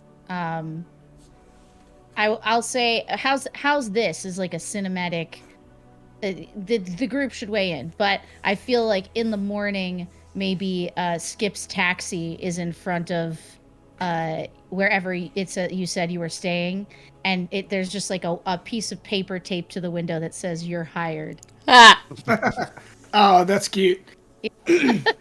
So he comes to talk to you guys, and upon approaching, he says, "Oh, so I assume you're trying to recruit me for whatever mission it is that you are trying to accomplish, which I still do not know the details of." That's how we knew you are that committed. Yeah. You were so interested in the job, you had no idea the details. Right, well, it's like I'm hired. I don't even know what the job is. Exactly. Well, I would say then, you guys kind of get together and start making your way back to Merc and Kesh's camp and explaining to Joe, right, what the deal is. Well, if y'all are trying to get us to head off somewhere, you would first be like, you can fill me in on the details of. I don't mind helping you people if it is what Skip was trying to accomplish. However, my primary objective currently is to get the taxi back to Ratchet Taxis in Morrow and to get Skip's remains to his dear father. Well, I think I can help you out with that. Very and I could take the taxi back. Very can drive my car, and I'll drive the taxi if you don't mind. I am insured, and I actually do have a cab license. So all that's on the up and up, and I could take it back for you, and Very could bring me back here. Yeah, and she says, "Oh yes, I assume you didn't look in the trunk of the rickshaw. We put the coffin in there." Fantastic. The rickshaw has a trunk. It does. Well, I said it. Canon. Yeah, sure. That he's like, give me a moment to call my boss, Mr. Ratchet, and he bleep bleep bleep bleep calls Mr. Ratchet and is like, "Yo, boss." Yes, Joe. What is it? I've got some bad news. All right. A friend and employee, Skip Hopsworth, has unfortunately met his demise. Oh, fuck. This is going to be so much paperwork. Ugh. All right. Sensitive as always, boss. Yes, how's the cab? The cab is fine. However, Right. I have to take care of something here. I have, and it was the android was going to drive it, right? Mm-hmm. Oh, no, Yeah. Riddle's going to drive it. The cab. And is Riddle a human? I forgot. Yosoki. Yosoki. Okay. Oh, well, I've got one of your cousins down here who has volunteered to drive the cab back. I assure you, he has showed me his paperwork. You're terrible. She has showed me her paperwork. Look, I'm new here. She is insured. She has promised me she will bring both the rickshaw model taxi and Skip's remains so that What we am I can supposed to do with Skip's remains? get them to his father, boss. Oh, yeah, right. You jerk. Yeah, Yeah, okay, look, yeah. I'll take care Ratchet of that. is an asshole, which is why I have to do my job to care for people, you know? Right. I have a question. Is this Yeah. Ratchet from APA? No. No, I just named him something Okay. vaguely mechanical I that got you. Yosoki would name things. I'm into it. I'm into it. Yeah, so you guys sort that out. I also forgot that you guys wanted to purchase some stuff. I think it's just some serums, right? Like, Yeah. yeah, so a couple serums were bought. We want some don't die juice. Yes, please. Some of that don't die juice. See vous play. Yeah, so the Ratchet sets it all up and says, yeah, that'll be fine. I really just need the cab back here. I'll find some other grip lead to drive it, I suppose. I will... could you call his family? I really don't like doing it. And that's kind of what I pay you to do is like take care of these things. Yeah, So- yeah, boss. I hate him. I got it. Yeah, Ratchet sucks. But yeah, of course, boss. I will call his father. Hey, I'm very busy. Do you have anything else for me or... You know what, boss? No. Cobb says, "Tell him I hate him." Enjoy your day. I'll add, what is it? The 10%, what's it, the pay? Bereavement pay? I don't know. No. Bereavement pay. No. No, Who is that over there? They're speaking nonsense. No, when you get paid for extra dangerous situations. I Boss, don't know. HR told me I have to give you Hazard pay.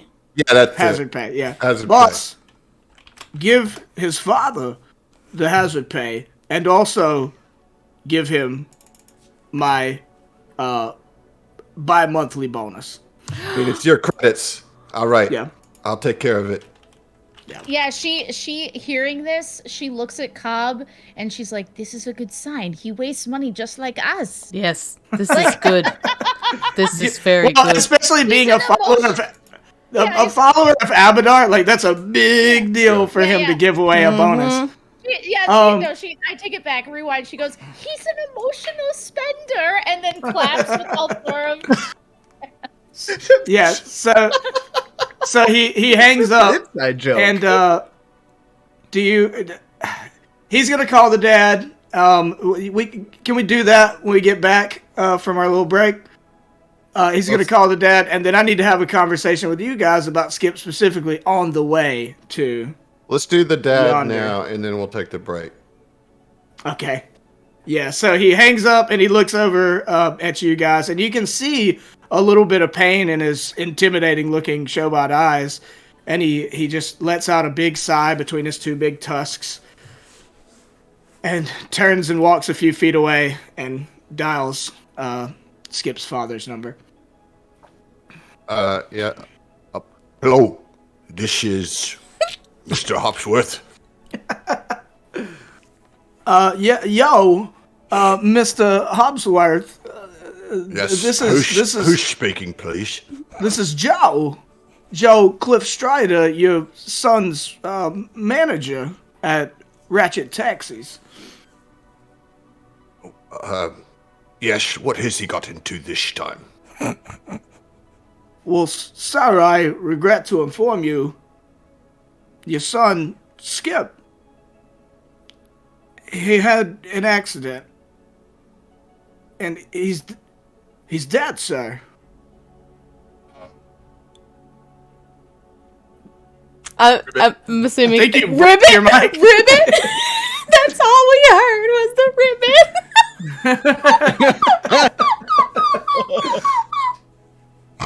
A guttural no, and then a ribbit. Yeah.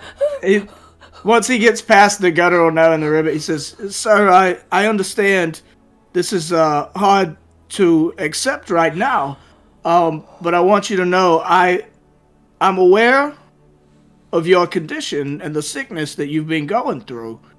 And because of that, Ratchet Taxi will be sending you the hazard pay that was allotted for your son Skip, and I personally will be pitching in my bi-monthly bonus so you can take care of arrangements, as well as your medical bills." Yes, that is so kind of you. Not so bad, huh? Give him an inspiration immediately. Yeah, that's pretty good. That's pretty good. Go ahead and take one. Yes, I don't know what to say. This is beyond kind. My poor boy, Skip. He was so good from the jump. From the jump. Well, sir, you take all the time that you need to grieve, and save this number. I was not only Skip's manager, but I like to think his friend. And if there's anything at all that you need from me, you feel free to dial those digits. Thank you, Joe. I have to go now. And he hangs up. And I think we're going to take our break right there. We're going to come back. We're going to go to Merc and Kesh's camp and see where it goes from there. But good job, everybody. We'll see you in, 12, 15 minutes? What are you setting the timer for? 10 minutes, 12? Hold on. You want to do 10? Short break? About 11 minutes. 11 minutes, guys. 11, a hyper-specific 11 That's minutes. super specific. But this one goes to 11. This one goes to 11. This one goes to... Don't even look at it. All right. We'll see y'all in a minute. Can't take y'all nowhere. Lord have mercy.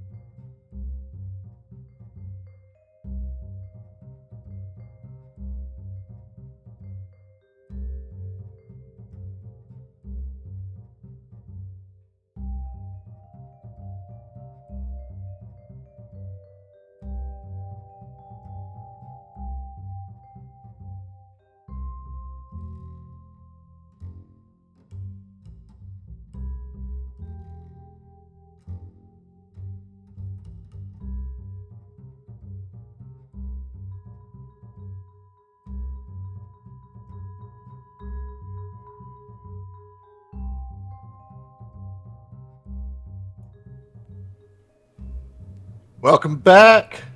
Welcome back. Anne, can I put you on the spot? Can you sing a song for us? Ooh, baby, do you know what that's worth? Ooh, heaven welcome Skip from Earth. They say in heaven, Skip comes first. Ooh, heaven welcome Skip Hopworth. Yes. Yeah, There we go. Yeah. Beautiful. Much love It's to Mason. hard to sing Hopsworth. Did you know that? Hopsworth. Hopsworth. That's the Ooh, whole heaven reason. Welcomes Skip's Hopsworth. Yeah. There's no way. Skip Hopsworth. I know. Hopsworth. Yeah. Can you even give Anne any more inspiration? Like, Yes. can she hit the maximum here? She's You at mean- the max. you- Yeah. What are Look, we supposed to do? Adam, I'm just saying, you're the GM. You can do whatever you want, man. Yeah. Dude. I'll I take a could. new pet. And I do. And I You take a do. pet. And a free feat. You could take a little pet that's a starfish, and all it can do is sing. No. No? Well, sure. Well, no, wait a minute. Wait a minute. Oh, The problem is that Anne wants that, but Irani made some promises, so no. That's more true. pet. She I really forgot. did. I forgot to mention in my backpack here is a honey badger. Does he give a damn? Sorry. Oh, man. Sorry. Oh, Sorry. boy. All right, so you guys are heading your way back into the outer junkyards and filling in Joe on the mission. And I think that there is a little conversation that needs to happen as you make your way back to the Kesh and Merck's camp. We're jumping right in, folks. Let's go. Just jump right in there. Yep. Yeah. So I mean, first and foremost, you got to tell me what was this mission that you and dear Skip were engaged in? We weren't engaged. question. We were only friends. That fair. What So do not you me. see? You see, it all started when Cobb found me on the side of the road Yep. Fast forward. on their way to Kefik Depot. No. Yeah, and then Skip befriended you before anyone else. I. Cobb takes off her helmet. She looks at it. She puts it back on. She's like, I'm not gonna let it get to me. She kind of takes a deep breath and she begins explaining about the God, what was the name of the ship? Oh no. Stellar Flare. The Yeah, Stellar. she explains about the stellar flare. Story and mode very- engaged. She tells him about Very and the search for them, and then the stellar flare, and how there's also untold potential riches to be found searching for artifacts and scrap within the junkyard. So a lot of us had reasons to come and check it out before we heard about the stellar flare, but that is the specific mission we're on at this point. Yeah, as soon as you say untold rich, and he's like, "Oh, there it is." Yeah, she Oh, we smiles and she can't says, do. "Oh, I thought you might like that, my love." Well, I think it just explains more about what Skip was doing here, because I found it quite odd that he would abandon his job as the taxi driver in Morrow. He was doing all right for himself. He's a friendly, amiable guy, and for him to just bounce out of town, which was expressly against the rules, a fireable offense,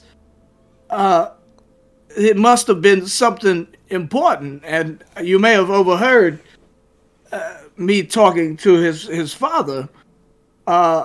His father has been quite ill for some time, the last year or so, and I knew that Skip was trying to help him with his medical bills so that he could get better, but I thought he was doing all right. So once he didn't report back in with the taxi, we were concerned and confused about what might have been his reasons. And People What in I'm- our line. Oh, go ahead. what Sorry. well, what I'm worried about, I did a little digging, and it appears that in an effort to help with his father's medical bills, Skip had taken out some loans from some less than reputable characters. So perhaps he heard of you guys' treasure hunting escapades and decided it would maybe be a quick score for him and could solve all of his problems. What about you, Joe? Do you have any problems that Untold Riches could solve? Well, no, because Skip is unfortunately dead. Oh. Would that I could solve that problem. Oh. Yeah, she sort of nods for a little while and says, well, I think it would be fair in most adventuring party circles to say we're all running from someone or something or some past that we have. Otherwise, why in the hell would we get into such a shit business with a bad return on investment? I mean, lots of people die out here. It's true. I almost died. Val almost died. There was a monkey. Yeah. It's fine. He died as he lived. So squished in my arms. Flappy. I don't know. Flappy and fleshy. So squished. Well, if at the end of this mission you find yourselves on, if we do come across the untold riches that you speak of, I would use what part of that I would get to ensure that Skip's father gets the treatment he deserves. I don't personally need the money that much myself. I do all right. I can see that. I bet you do. I bet you do. And you can see his armor and stuff and weapons. Yeah. Like, they look clean and new, you know? Yeah. Okay. Well, you guys fill him in along the way, kind of on all the pertinent details. So you kind of catch him up.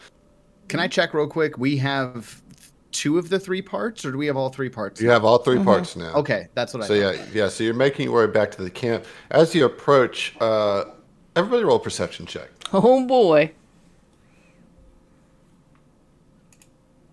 18. 18. Pretty good. 3. Not so good. All right.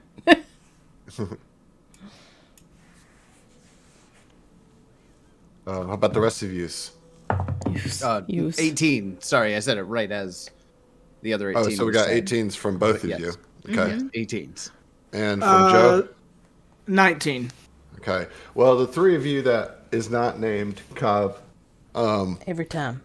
yeah, you guys were, as you're approaching, you hear Merc and Kesh. And now this is the first time that Joe's seen Merc and Kesh, but Merc is the female goblin and Kesh is the male Akeshti, who are friends. And you hear them kind of muttering, and as they see you, you overhear Kesh whisper to Merc, say, "Looks like I owe you 10 credits, Merc." Hello, welcome back. I'm glad to see that you're alive. And Merc then leaps to her feet and hugs Cobb. Like, just runs up to Cobb and like hugs your leg. Like, hey, what'd you bring me? I brought you the most interesting of things. And I can't hardly contain myself. What is it? Cobb pulls out like a random piece of junk, like just like, let's say one of the ammunition, I guess, for the cannon. Just a handful of crap. Not poop. Not poop. This is one inert piece of junk. It's amazing. If you look at it from this angle, it kind of looks like a dead squirrel. Okay, cool. You're welcome. You see things in such interesting ways. Cool. Yes. Yeah. Yes. What else did you bring me, though? Did you get the parts? Oh, yes. I'm sorry. I thought you meant like a present. No, Yes. dude, this is great. Cobb was like, you see Cobb losing her mind for a minute, like, what else can I give this tiny thing? But she would look over at like Irini and be like, do I have it? Do you have it? Who has it? I have it. What which one what are you looking for? Those 3 things that we collected. Oh yeah. What are you looking for? Yeah. What? Love in all the wrong places. Never seem to find what I'm looking for. Maybe it's up here. And she like digs up in her nose. You should not do that. That's not very healthy. Also, you could rupture something. How do you get this stuff out? If you We get blow your nose, have you ever tried that? It's a whole That thing. makes no sense. And she like holds her gun up to her nose like this. God, no. Oh, Blow. Dear God. Yes. Dear- Yes, just like that. Just like that. I hate it. Do what now? I don't care for this. She is gonna kind of gather all the stuff, all the different mechanical engineering components, and lay them all out on a little cloth. well, so they're like, oh, Mark's like, oh, this is cool. And Kesh is just like, all right, well, how did you tell us about it? I mean, we've been sitting here waiting on you for a day or two. You gotta tell us how you got these things. Well, it's a long story. She looks at everyone. She says, I'm sure you can tell we took a little bit of extra time. Wait a minute. Where's Skip? Skip. And who's this guy? He's got 2 extra arms. Skip is no longer with us. He did not make it. The golem. I never say that word right. It was. Me neither. It's okay. I knew we were friends for a reason. I say Joelum. Joelum? I like it. Just to annoy Kesh. Can that be? When I say that. I've decided to retroactively name that bot Billy Joelum. So thank you. Thank you for this. This is the only good thing that's come out of this entire scenario. Skip is dead, as well as our monkey friend. It's been rough. Well, wait, for reals? Super Yes. duper for reals. Oh, no. I know. It's a real shit sandwich. It's a bad time, but we do have a new friend, as you can see. His name is Joe. He's fun. Wink. Yo, Hey, Joe. I'm ow.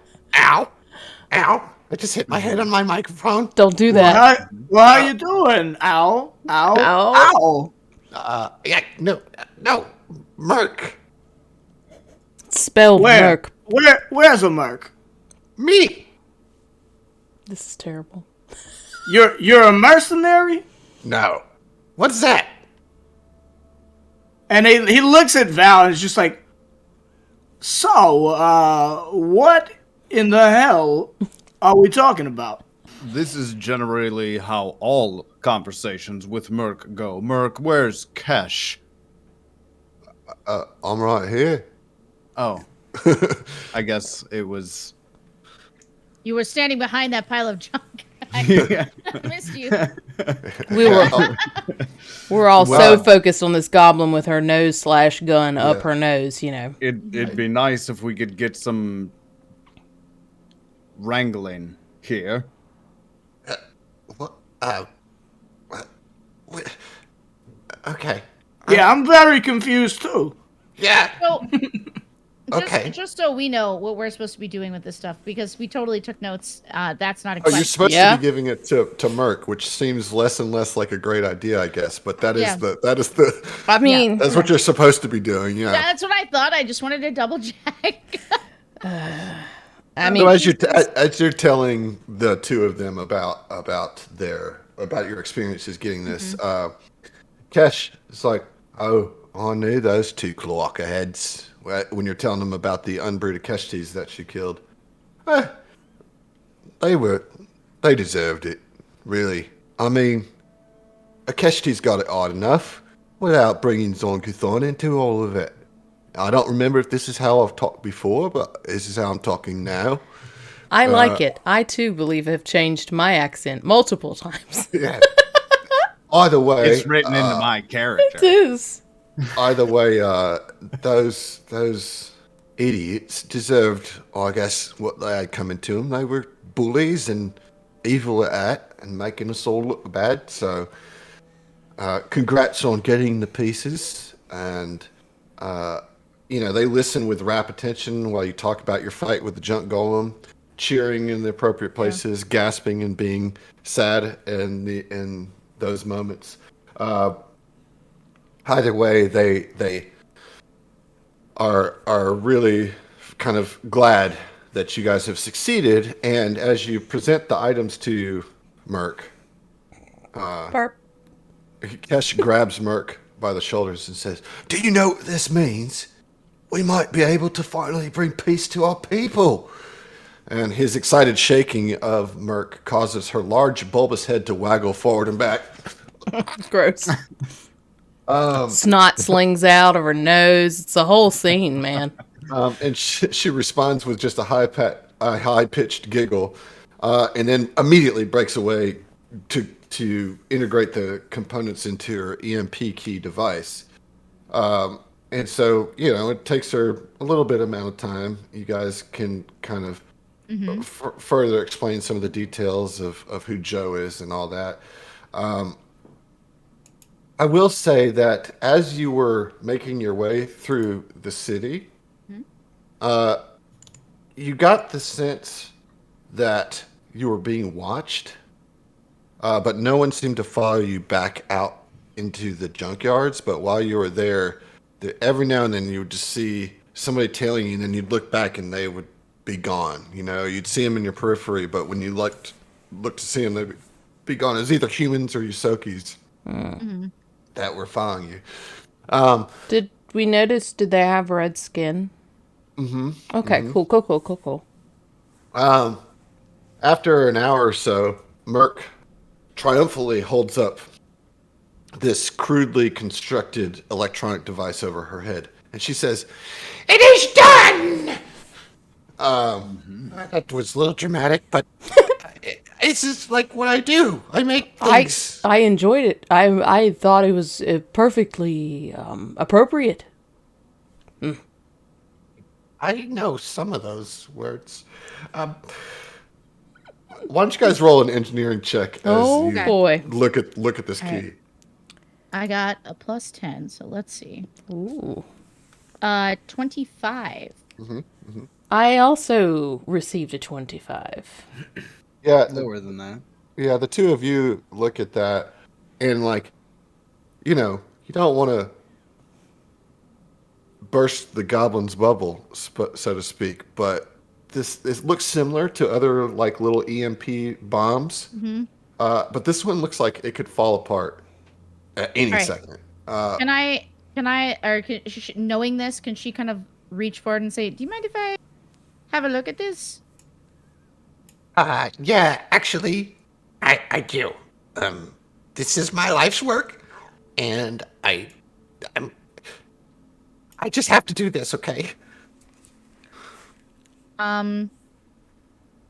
But if you doing it accidentally makes it explode on all of us, it's not so great, right? You doubt Merc's work? I think what Yeah. I think she just wants, and Cobb would kind of lean down, kind of conspiratorially. to Mark and be like, I think she just wants a closer look to admire your work.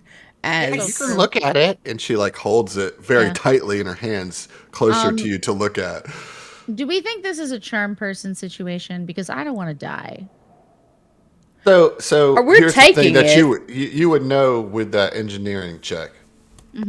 One, that this is not a lethal thing. It's an EMP blast. So like, well, you might want to keep Val away from it. But no, the goblin Merc and Kesh are going to go with you to the mid zone. Like this is their whole deal is like, if they can get into the stellar flare, they then basically get the speaking conch, to which they could then bring the two factions to peace because it's a neutral ground and they're fighting, over anybody who can get into the stellar flare, like kind of gets speaking power. You know? Yeah. And so they want to be the ones to do it. They'll take you there and all that, but they want to be the ones to bring the force field down. Yeah.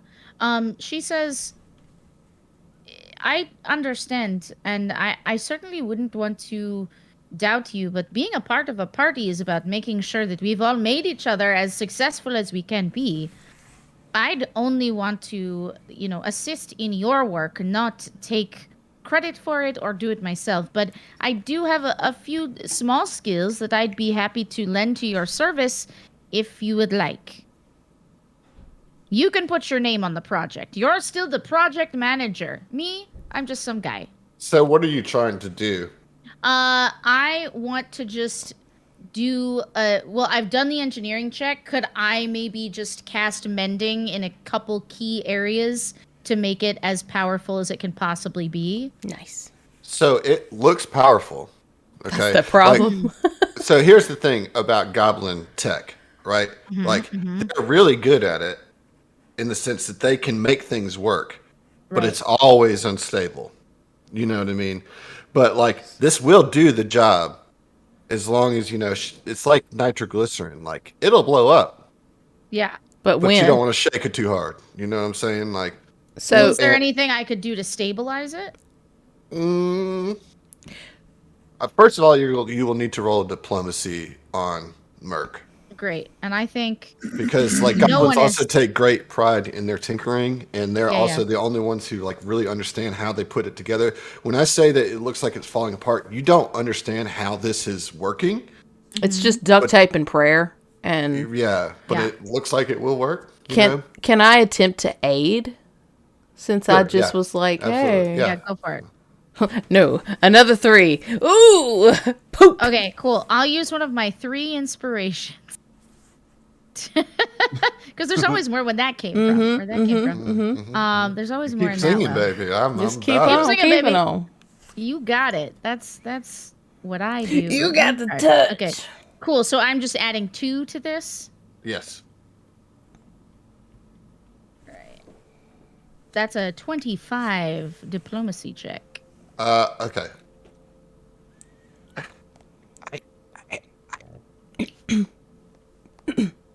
It's fine, right? Like, I know what I'm doing. Fine, just look at it. You could look at it. All right. And it's like painting her to give it to you, Yeah. She looks at it and she makes sure to create like that management technique of like a sandwich of like a compliment, an opportunity for growth, and then a compliment. Compliment sandwich, love it. Yeah, yes. and so Joe looks on knowingly. I implement the same philosophy. Yeah, and she, while she's doing that, she just casts like mending in a couple of areas and just stabilizes some of the pins and things like that, just so that she'll like take a little piece of scrap to like separate 2 chambers that might have been caustic had they like gone off next to each other without a barrier between them, and so that's what she does. Nice. Like the whole time, Merc is looking on, like literally biting her nails, just like yeah. And then she does. I'm totally fine. Yeah. And then she takes a little bit of paint, and she just paints really rough and crudely a little goblin face doing a like tongue out face on the front of it, very like Jinx from League of Legends style, and gives it back to her. So she's all nervous, and then she's like got her eyes like closed. She like opens them, and she sees the little art that you've done, and she's like, She's like a toddler. Oh, great! But I get to use it. Of And course she, like, you do. snatches And it back yeah, from your she hands. hands it back. Yeah. Oh my god. Okay, great. So you did stabilize it. I think we're gonna say you did. Cool. I like that. I like that. Yes. I like it. I agree. I described a thing, I stated it was true, and then it's just true. Ta-da. Yeah. Who needs dice? Well, you did to make it true, but Yeah. you rolled well, so true. you got to do that. Kesh is like, all right, I think we should go now. Yeah. Oh. Okay. Yes. Let's go. All right. What should Two we of do to us like? going nowhere. Finding no. What? Oh, I was supporting your song with. Oh, okay. Right. Yeah, with ambiance. You guys are killing it. You're just slaying it. Love it. So what should we do when we get there to support what you need to do? Do we need to like make a distraction so you can approach the stellar flare, or like what do you think? I mean, it should be empty, as this is the neutral zone, and we shouldn't really have too much trouble there. Just come in.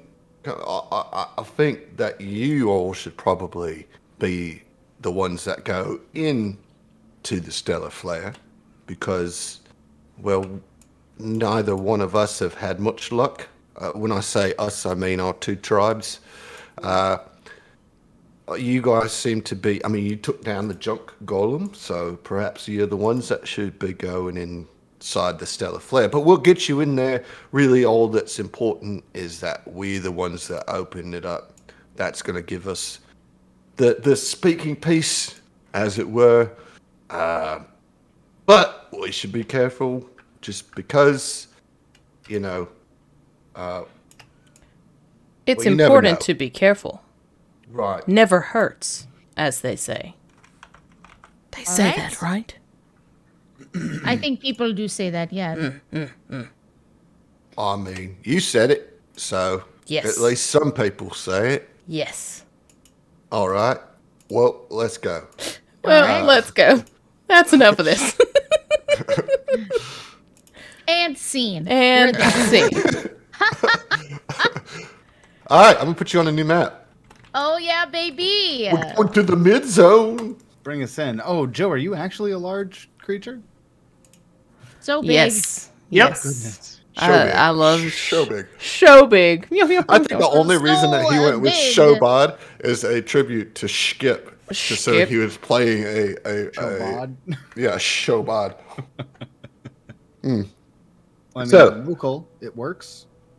So you arrive at the mid zone, and the wreckage of a massive starship looms beyond this empty battlefield. The ground, though dry, still sports bloodstains, and the occasional bleached bone pokes from the silt. Small piles of useless machinery, scraps dot the area. A low thrum emanates from the starship, and a spark of errant electricity occasionally flies from the hull. One of the vessel's airlocks, still intact, lies nearly flush with the ground. Yeah, I mean, you look around, I mean, and you see like a space goblin skull here and a Keshti tailbone there. No big deal. No big deal. Probably fine. And when you get there, Merc just rushes to the airlock entrance. Oh, dear. bearing Merc way. bearing the EMP key above her Yeah. head. Here, Rainey just goes, Val, back up. Yeah, I take a few steps back. My eyes go Kesh- wide. Kesh tells you all, oh, well, she should have the key set up in no time. And he invites all of you to watch Merc work, but he seems distracted. Everybody roll a sense motive. Oh, this is gonna be fine. This is gonna be fine. son of a gun. Oh boy, I'm super good at sense motive. BT dub. Huh? Yeah. How good? That's a 9. A 13. I was just about to say get better than a 13 because that's what I rolled. I can get same as. So. Oh, let's see. What about Joe? Joe. 19. 19. Joe, Yeah, no, you baby. didn't. So Joe is the only one who's. Thank God. The Akeshti seems worried about something as he's glancing all around the former killing field. Yeah, Joe's like, yo, there's something going on with your friend? You know, like, You say that to your party or to Kesh? to my party. Huh. And she sort of like takes note of it, and she said, "The guy, his name is Cash, right? Mm-hmm. Just make sure." She says, "Cash, you seem disturbed. What's going on?" Yeah, this place makes me nervous. Both of our peoples have bled for this stupid patch of ground, and I keep expecting. Oh, fuck! And he lets out an expletive, and then the one that I just said. That one specifically. Expletive, Which Adam. one? Ah! He says, "Oh fuck," and then lets out an expletive. Oh. Poop. And then and he gestures towards the eastern edge of the mid zone. The Eastern Ed? Who's Ed? Who's Ed? I'm so confused. You guys didn't tell me about Ed. Ed. Yeah. So he points that way, and he's. You see a group of Akeshtis clambering over piles of debris, led by a single hulking female. A moment later, Kesh swivels his head in the other direction before pointing to a small army of space goblins. At its head, a goblin clad in a cobbled-together suit of powered armor. No, they'll ruin everything. You have to keep him occupied, he pleads. Maybe talk to us, Shala or Bomb Guzzle. Mark has to finish setting up the device. And you only have a few moments before the leaders of the two factions separate from their groups to descend on you. You have each a round worth of actions to do before they're like in your grill. Let me, while you think We about can that. try to talk to him? Attacking each other over us. Before I'll give you guys some time to think. I have some handouts because this is cool art. I just want to make sure you guys see it. So the first one is the less cool one I'm going to show you, but it's still pretty cool. So this is Asashala. That's it. Got it? Ass. All right, calm down. Ooh. So you see that this Akeshti is in the process of its transformation and has swole up quite a bit. And she is approaching you from the east, and then from the west you see Bomb Guzzle, which I just love this art so much. Here we go. Oh, he's adorable. Oh, Look at man. him. Love the goblin art. In the way that, like, a pug is adorable. Yeah. Like, it's so ugly, it's adorable. Look at his little gnarly hand. Oh, he's got And the his robot 75 hand. teeth. Yeah. And so, yeah, you got one round before we're like engaged with them, you know? Okay.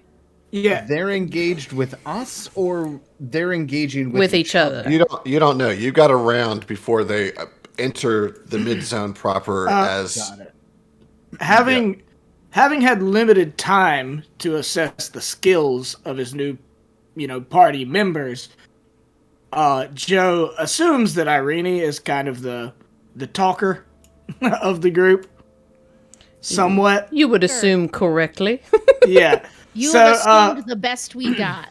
Yeah. So he kind of turns quickly, seeing what's going on, Yeah. to Irene and is like, you try and talk sense into the goblin, and I will try with the Akeshti. I'm from this planet. I know their ways to some degree. And but he is,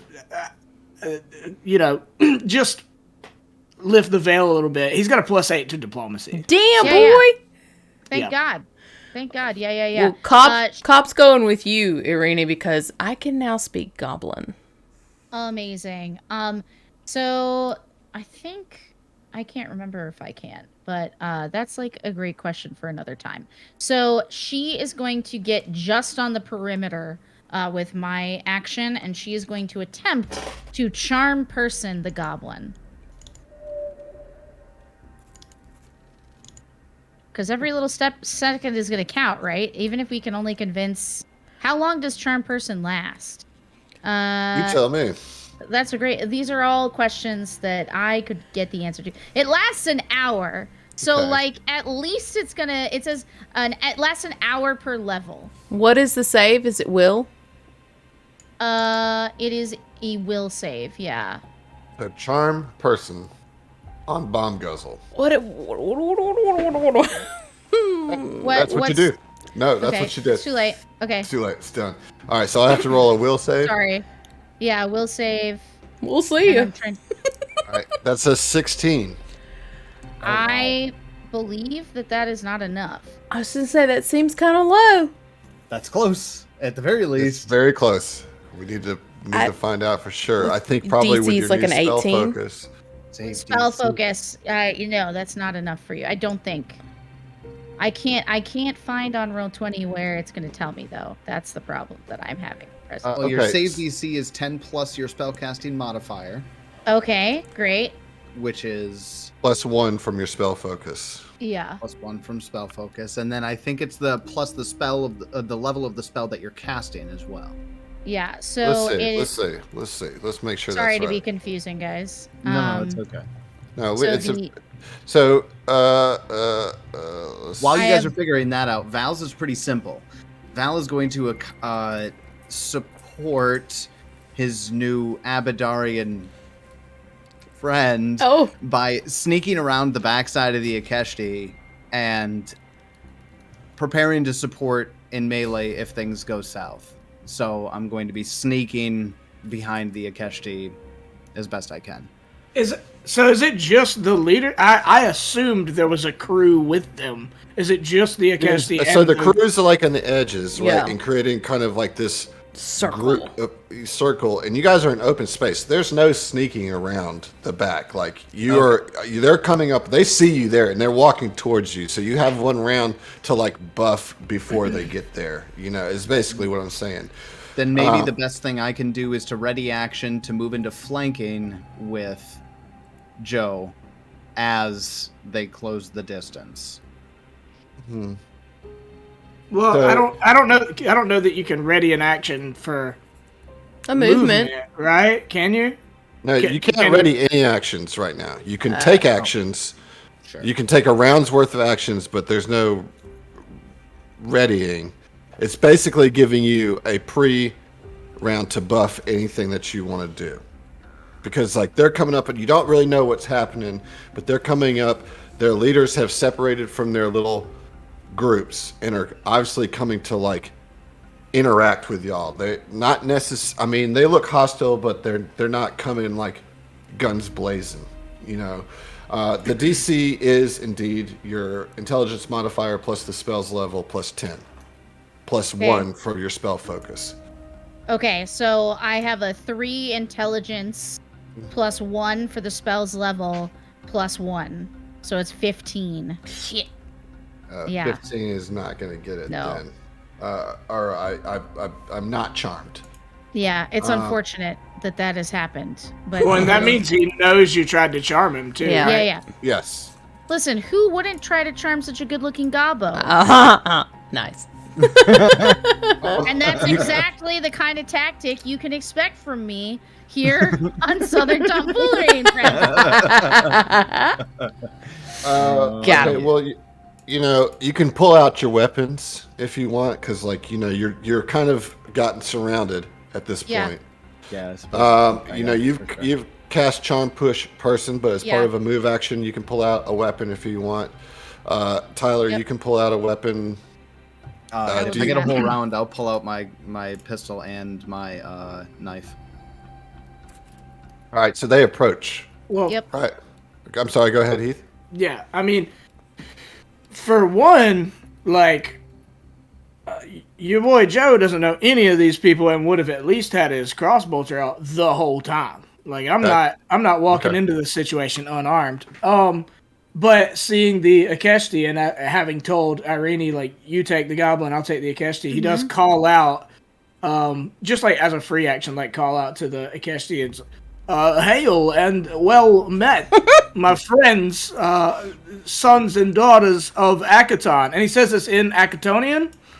They would speak Akatonian, I would think. Yeah, I think they both speak Akatonian, yeah. Yeah. And that, like I said, that's just a free action. I'm not trying to like do a diplomacy on them. Just like maybe they'll talk to me. But as my action, I would like to cast reflecting armor on myself. There you go. So that if I get hit, I can reflect the damage back at my attacker. All right. So, Asashala and Bomb Ashashla! yeah, Asashla approach you guys from opposite sides of the field, wary of each other, but curious and perhaps incensed about you newcomers. Asashla has nearly tripled in size and muscle mass from a standard Akeshti. She's standing around 12 feet tall and horns have sprouted from her head. She speaks in a growl of barely contained rage. What are you doing here? And then Bombguzzle, well, seeming somewhat calmer, still donned in his salvage chassis-powered armor in anticipation of a fight, is this clanking contraption of junk that looks like it might fall apart at any second. Valves on its back randomly belch smoke and fire as a rattling motor moves pistons and servos. And Bombguzzle has to shout to be heard over the din. But the armor does put him at eye level of medium-sized creatures, so he's like taller than a normal goblin. And he says, Yeah, what are you doing here? This is the ninja territory, and I heard that you're trying to take over it. Fuck you, Kestis! fuck you, goblins. And you hear like jeers and shouts from the two different sects, and like you see like Kesh and Merc just like, oh no, oh no, oh no, no, no, oh no, no, no, no, no, no, no, no, no. So yeah, they've kind of asked you like, what the fuck, and you guys can also roll a free sense motive check here. Okay. I don't know Yeah, if I need I'm so bad at it. 2. That's an 18 Perfect. on sense motive. That's good. 21? Ooh. Nice. Twinsies. Once again, everybody that's not Emily succeeds at the sense motive check, and you determine that the two of them are kind of like showing out, fronting, you know, like trying to show their strength to their respective followers. I don't know what the problem is. I think that they're friends. I think this is all a misunderstanding. And like they're like insulting each other while like demanding stuff from you, and you get the sense that like really neither one of these leaders have any interest in speaking diplomatically. Yeah. So Shit. Shit, that's... Joe, seeing that this is going down, looks, from one side to the other. He's like right in the middle, and he just yells out. He says, "Yo! Is this all that you, sons and daughters of Akaton, want? Is just to kill each other? Is just to continue a sea of bloodshed that comes from the hatred between your peoples? Is that what you want? Because we were hoping that maybe we could bridge the gap between your peoples and find a peaceful and amiable solution to your territory disputes." I don't think that's gonna happen. No, no, no, no, no, no, no, no. like smoke and like a fire comes out the back of this armor. No, no, no, no, no, no. And no, they have crossed us too many times. And I need everybody to roll initiative. Yeah, that sounds about right. Then let's take care of business.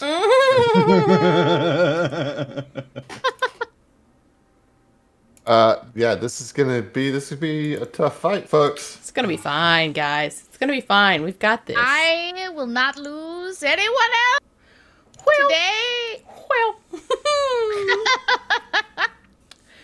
Oh boy. Oh boy. Real bad. This is gonna be fine. Yeah, no problem. No problems at all. It's gonna be fine. But with that sense motive, you can tell that they're equally as interested in killing each other as they are you. If you want to try to use that to your advantage. So let them. Yeah. Eat cake. We just stand aside and let them. Certainly something you can try. We'll see how it goes for you. I think Bomb Guzzle is going to start by just shooting Joe. Because he doesn't like your idea of diplomacy, and you're also really big and scary.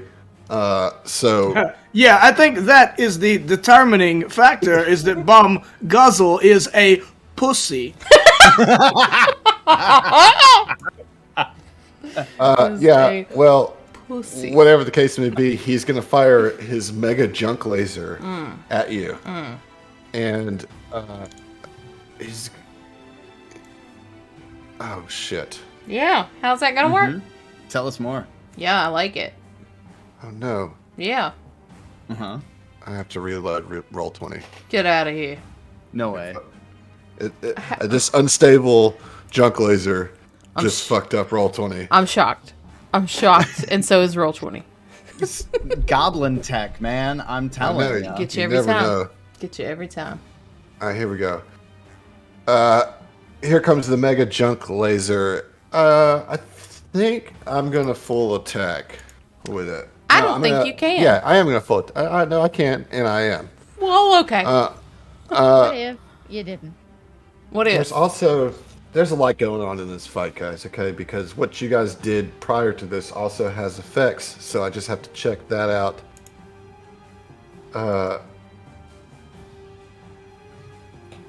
I can't hear any music. Do y'all hear music now? Yes, we hear it. I don't know. My roll 20 is messing up at the worst time ever. It sounds like we win by default. Yeah, it sounds pretty good. You did it. I think that's the equivalent of going to the store and like the cash register. You don't have the like a scanny thing. Guess I get it for free then. Okay. Anyone who has worked in retail hates that person so much. You see the 3 goblins that you traded with to get the part, and they're just looking at you with like a glare from the crowd, and they cheer on Bum Guzzle, and they're Bum like, Guzzle. yeah, and they're like, He'd be eating ass.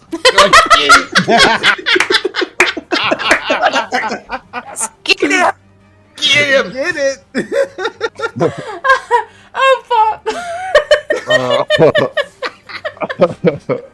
Here we go. Here's the full attack.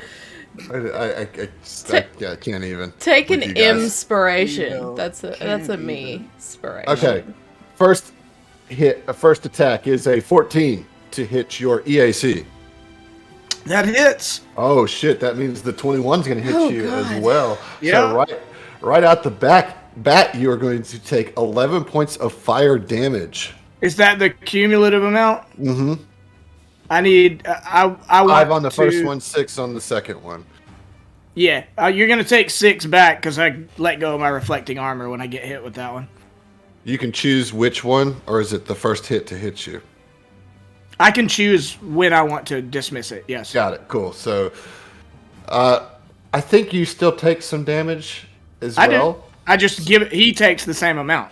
All right. So I take 6 points of damage, and you take 11 points of damage. Yes. And so yeah, Bomb Guzzle fires this laser, and like the first one goes through, he's like, yeah, and the second one goes through, and you're like, and you see the Shobad just kind of flex and like the laser hits his armor and kind of stuns him for a second, but he flexes it back out, and it fires back. He's like, "Oh shit! That's not what I expected to happen." No. And the three goblins that were cheering him on kind of shut up for half a second, and they're like, "Yeah, whoa, Who's that guy? He wasn't with him before. Shit. And goblins cuss like sailors, apparently. All right, Space Irene, sailors. you're up. Space sailor.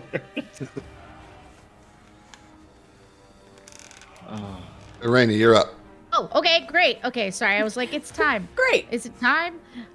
Okay. So I will make this pretty easy. Seeing everything that is happening, she is going to go ahead and take this first round to cast junk armor on herself and fly so far in the air that no one who is is there anything to hide behind? What looks safe? Nothing. Nothing. Cool. It's an open field. Behind Joe looks the safest as I can see. Yeah, so she's going to actually she won't. I guess yeah, he's high, so she can fly. How tall are you? Shabbat are around 12 I mean- to 14 feet tall. 12 to 14. We're gonna say 14 feet tall. So she'll fly 15 feet up, so she'll take partial cover behind Joe. Yeah, and trying to encourage you, like he sees that you're flying up and wants you to take cover behind him and says, "Butterfly in the sky, I could fly twice as high, But I wouldn't. but I won't because I would like for you to receive an AC bonus." Good idea, she says, and it's like, good idea. It's contagious. It's really contagious here. It is. In this Phillies tonight. Yeah, so that's what she does. I think that's everything I can manage. Okay.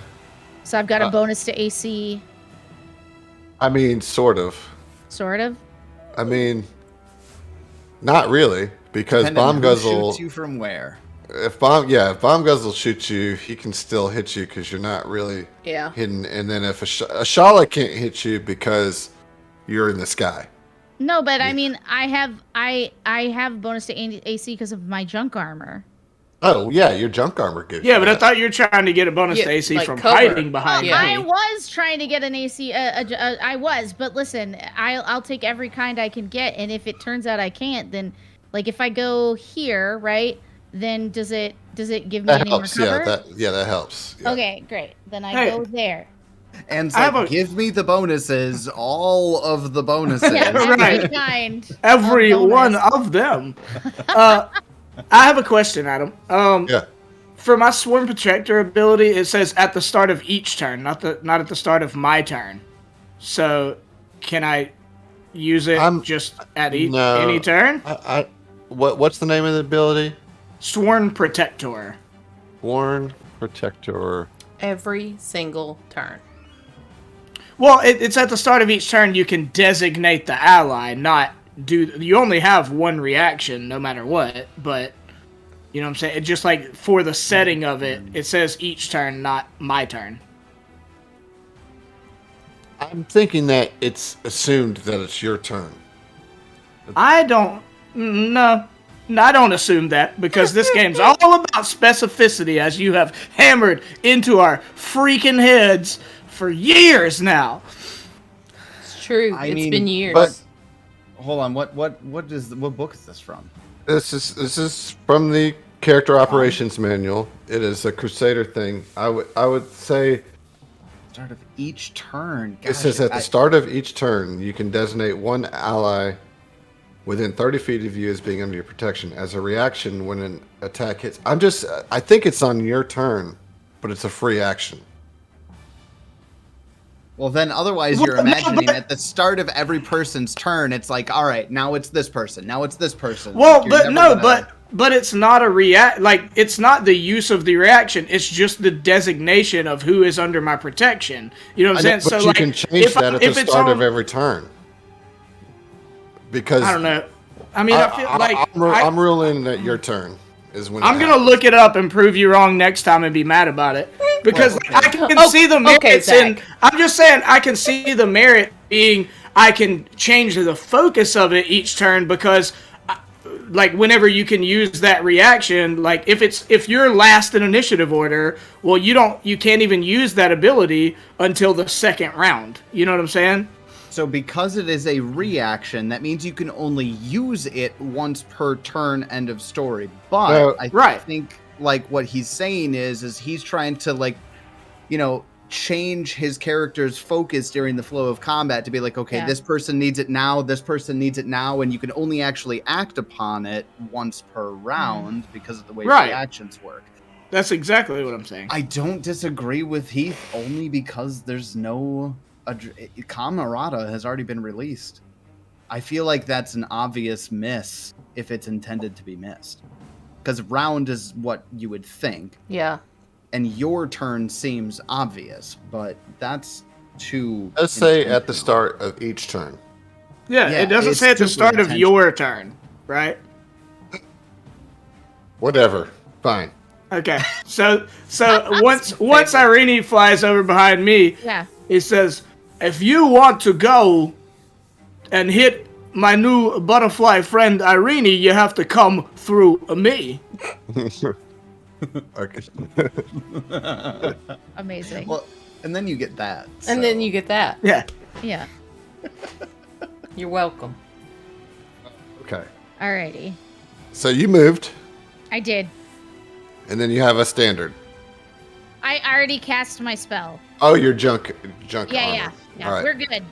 All right. Our It business is. is concluded. All right. Well, yeah, I think that Asashla is going to move up and is going to try and swipe at Irene because she's also 12 feet tall and is going to try to swat this butterfly out of the sky. Make my day. Right. So this is going to be a single attack, not a full attack. Quick It's a question.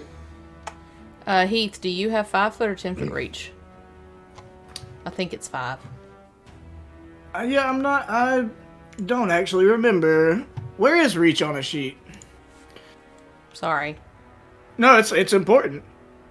Well, you're going to use your reaction to do your thing anyway, right? Rather than attack. Well, It the depends. reaction is an attack. Right, but it's not a damaging it. It's not an attack of opportunity. It's a different thing. I'm not talking about attack of opportunity. I know, but it's an attack roll. But she's asking for the sake of attack of opportunity because it moved through your 10-foot reach. But if you're going to use your reaction to do the Sworn Protector instead, it doesn't matter. Sorry. Well, I would, if I can attack of opportunity, that would be the better move because I can deal damage to it instead of giving it off target. It doesn't say that you have 10-foot reach under the racial traits of Shabbat. Okay. So yeah, I mean, that's fine. I just wasn't sure. You can, however, do your Sworn Protector, so you can make an attack against this thing to see if you put it off target. Okay. But I did hit you with a 21 with the claw, Irene, for 11 points of slashing damage. Okay. Yeah, that's fine, I guess. Okay, so that is a 21 to hit EAC. That hits, so you have then made the Akeshti off target. Yes. And that lasts for a round? Yeah. Here, let me... Until the end of their next turn. Got it. Yeah. Cool. That's huge. All right, it is your turn now, Joe. Okay. Well, I just had 2 E-brains so hard where I was like, that's my first action. I would like to... Well, that was your reaction for one. So now it's your turn. That's not what I'm talking about. Okay, just a clarification. Shabads have a 10-foot reach. Yeah? Well, would you rather do wanted damage to put that out there. than off target? I mean, yeah. All right, so what's the damage? I'll take the off target off and you can do the damage instead. Okay. Let's see. So that would be 10. It's 1d8 plus 6. I rolled a 4. So it's 10 bludgeoning and electric damage. Nice. Okay. Well, that's you get a nice little chunk, and it is your turn. Okay. And I do have 10 feet of reach, so I don't need to move to hit him. Well, you wouldn't anyway, because you're right there. Your corners touch. Yep. Okay. Yeah, then I will. I don't want to. I don't want to full attack and miss. Wait, where's the goblin? The It's top way corner. across. Way over there. Yeah. I mean, fuck it. I will full attack. All right, let's get it. Let's do it. The first one's gonna miss. That's a 10. Mm-hmm. And the second one is a 19 on the die. That'll hit. Okay. I'll spare you the math. Right. Okay. That's 12 bludgeoning and energy damage. Nice. Holy crap. He's a beefy boy. What? 12? What are you rolling? A D6 plus 6? A D8 plus 6. Oh, wow. Could have had a D8. I did have a D8. Yeah, you did. He did. All right. Well, that was a pretty good turn there, dude. Yeah. Sashla is looking not great with that hit there. Damn, is Joe playing a drop bear? I know what a drop bear is. Yeah, I do because of night. They're a lie. Val, you're up. Okay, so Val had worked out, so, I mean, Joe seems to have the Akeshti in hand, given that description. So Val is going to look over at Cobb and say, let's flank the goblin, and take off. And I have 40 feet of movement. Please go on the backside so I can get 30, a charge. She 35, screams. 40. So if it gets an attack of opportunity, I will take it.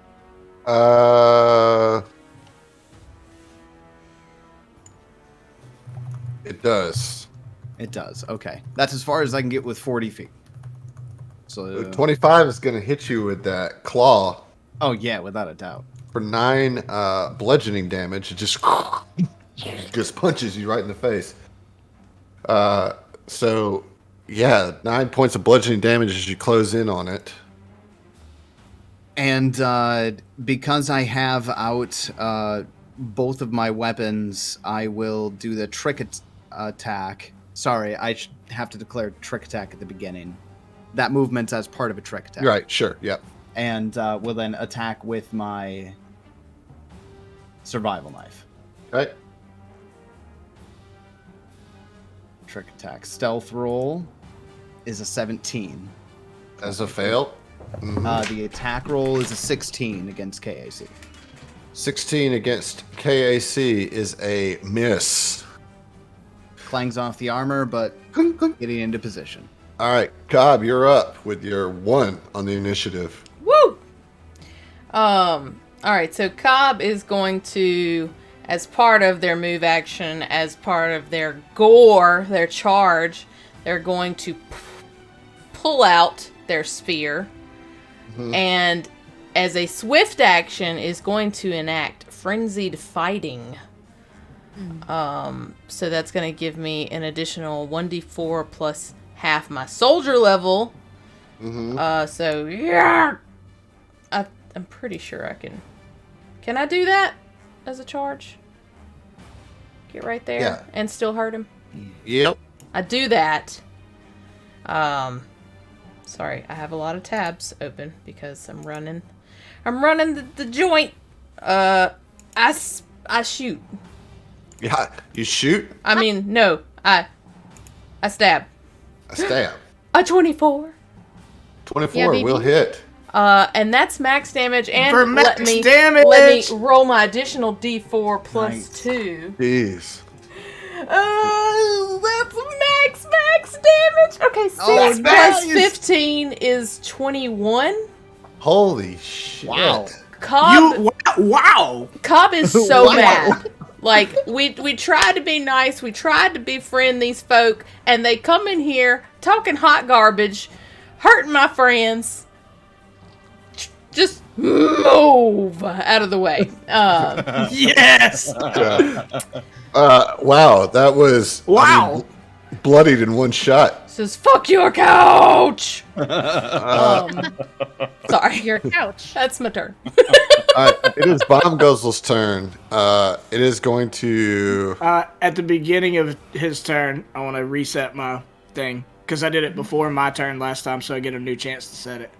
You can do it apparently at the start Yeah, of every each turn. It turn. doesn't matter. So. Apparently. Yeah. Apparently. Apparently, you just do it at the start of every turn. You just so. do You it say it like it's OP, like it doesn't even do damage. Yeah, but I'd like to put it on Cobb. Cool. Preach. Well, y'all go ahead and take your opportunity attacks because Bomb Guzzle is gonna just run full on towards the middle of the group. Uh-oh. Yeah. Will do. Okay. I don't like when people with the name Bomb in their name run to Well, a big group. we've established it's bum, not bomb, so he Oh. guzzles bombs. Oh, we've changed. Uh, Okay. Do I get Remember? flanking Because he eat when ass? He do I eat attack ass. him? They do eat ass, He though. do ass though. Let me see here. You don't know me. Do I get flanking on the attack or no? Yeah, y'all do. Yeah. Yep. Nice. All right, so that'll be. Nope, not gonna get it. The with miss. 14. What about? Yeah, 14 is a miss. What about you, Cobb? It's gonna be a 20 to hit. Actually, it would be a 22. It's gonna be a 22. Flank. Yeah, that'll hit for how much damage? So I'm trying to decide. I get to roll my frenzy fighting again. Like I get Why? to add that Why is that? because I am in a frenzied fighting state. How long does that last? Hold on. Hold on.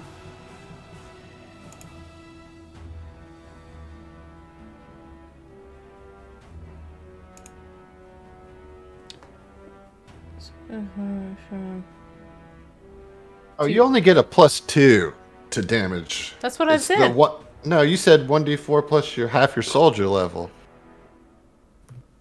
Plus, hold on. I'm looking over in my Hephaestus sheet because I don't. That's what, okay. Did you also, are you adding damage for specialization or? No, that's all That's all worked into built her in. sheet. Oh, okay, sorry. Oh, I'm so sorry. I was reading the how I know long what the you're rounds are. Number I'm of sorry. rounds, yeah. I'm sorry. So what did you roll in at? 6 rounds, right? E. No, 5 That's actually rounds. Yeah. better than you've been playing it Yeah. Okay. over the long term. So then the damage decreased that. Yeah, I got it. I Okay. got it. We're All right. good. We're good. So, but you are still do- frenzied, So right? let me, And- that plus yeah, 2.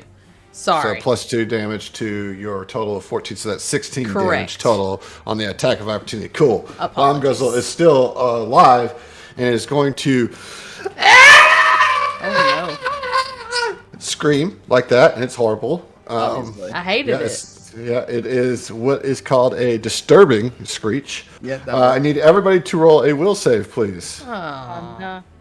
My favorite save. Well, I lied. It's not. I got an 8. I get a +2 to will saves. Sweet. Because I'm frenzied. 19. Okay.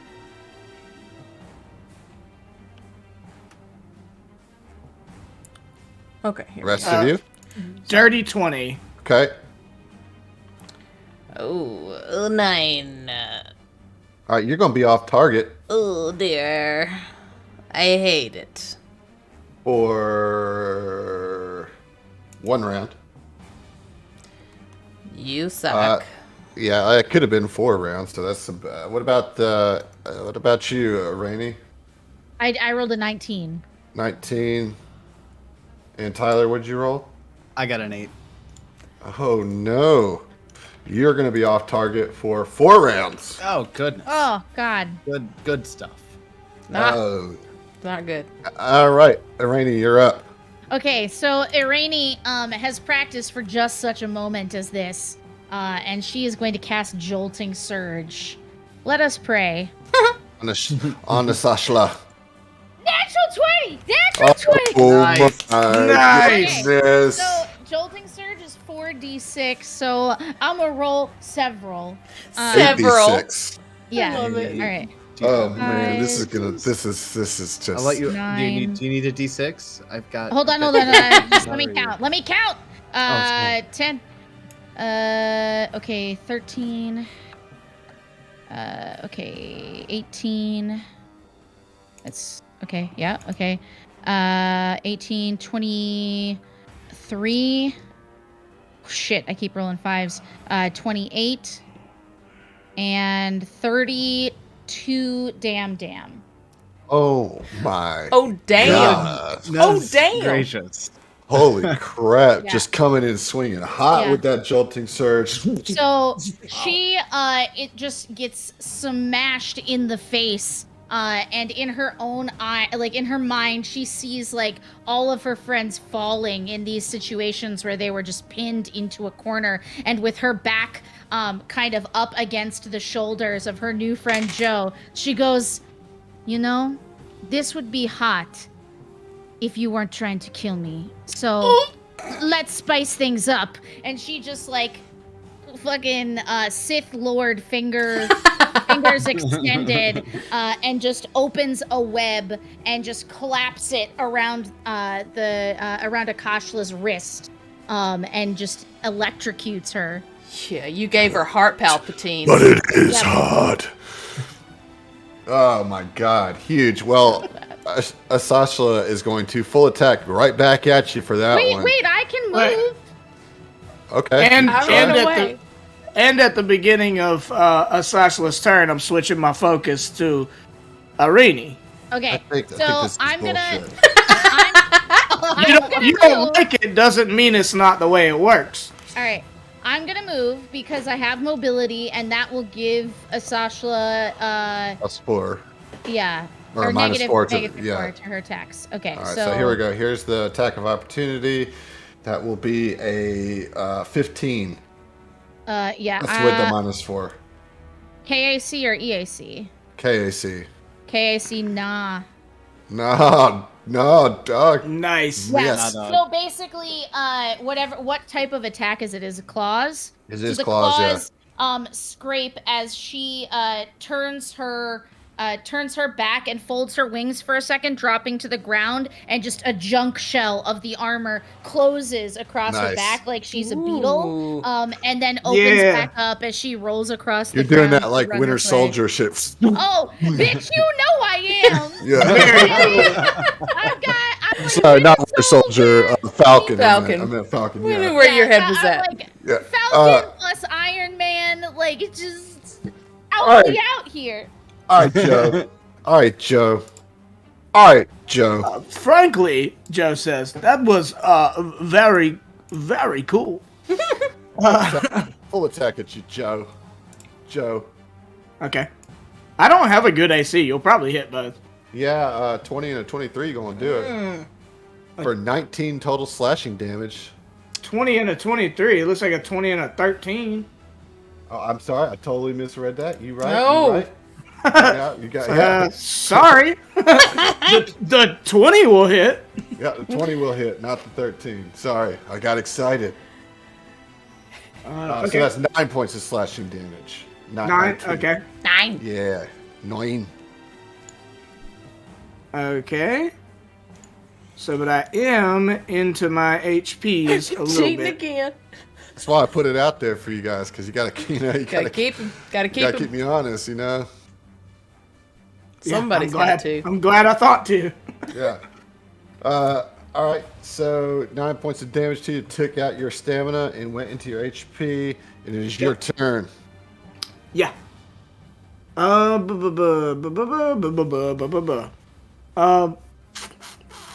Yeah. I guess I don't want to full attack and miss both times, but I don't want to run away either. So I guess I'm gonna full attack. I mean, you only got to hit once. Yeah. Yeah, that's true. Okay, the first one is a 16. So 17 total because of the -4. I'll get it. Okay. The second one is, that probably won't hit. With an 11. No. No? Okay. So one of them hits. For 9. 9 bludgeoning and energy damage. Your foe has fallen. Nice! Yeah, Nice. Joe just, like, home run swings the Akeshti's head with his hammer. Nice. Storm hammer. Nice. Nice. It just like smash the Akeshti down to the ground. I would have preferred if we could have made an amiable business arrangement of some sort, but you did not follow the path of Abaddon. Can't. Okay. Well, it's Val's turn. Great turn, Joe. Got a kill there right at the start. Yeah, baby. Val, you're off target, but you might still hit Bomb Guzzle. We'll see. We'll see. Full round trick attack. So I'm going to make my stealth roll now. Okay. And get an 18. Nope. Damn. All right. Then going to, and I'm able to do this with all 40 foot of movement, move into flanking or prep for flanking here. Mm-hmm. Nice. And then make an attack with my survival knife. Let's get it. Come on, something better than a 6. Nope. Ouch. That's a miss. But you did set up the flanking, which is nothing, especially since it is now Cobb's turn. Hey, guess what? You frenzy. Cobb's frenzy. We gonna yeet up here. It's not enough for him to charge, but it's okay. All right. We're gonna say, Cobb smash, and is in fact gonna try and hit you. Gonna try and get you. 17? Nope. 19. Flanking. Let me ask you, do you think that hits? A 19? Yeah. I honestly don't know. I want it to. Hey, Adam. Yes, I think it hits. You would think correctly. Yay! And with the 12 damage that you do, your foe has fallen. You have taken out the leaders handily. This is much different fight than the junk going fight. Nice. Oh, boy, The back-to-back Joe kill and Cobb kill? Yeah. And Cobb just goes... and just like moo roars. Also, that was being really good. Being able to affect change in the world magically is just like a new feeling I haven't felt in a long time. It's a good time. Yeah. Hey, and you affect change in the world magically every time you're on air. Every single time. So, who are you talking to? The trash hunters and I have a +8 to diplomacy. You see. I feel it. It's very real. It works. Jesus Christ. The trash hunters and the unbrood mutter to one another as they watch their leaders fall.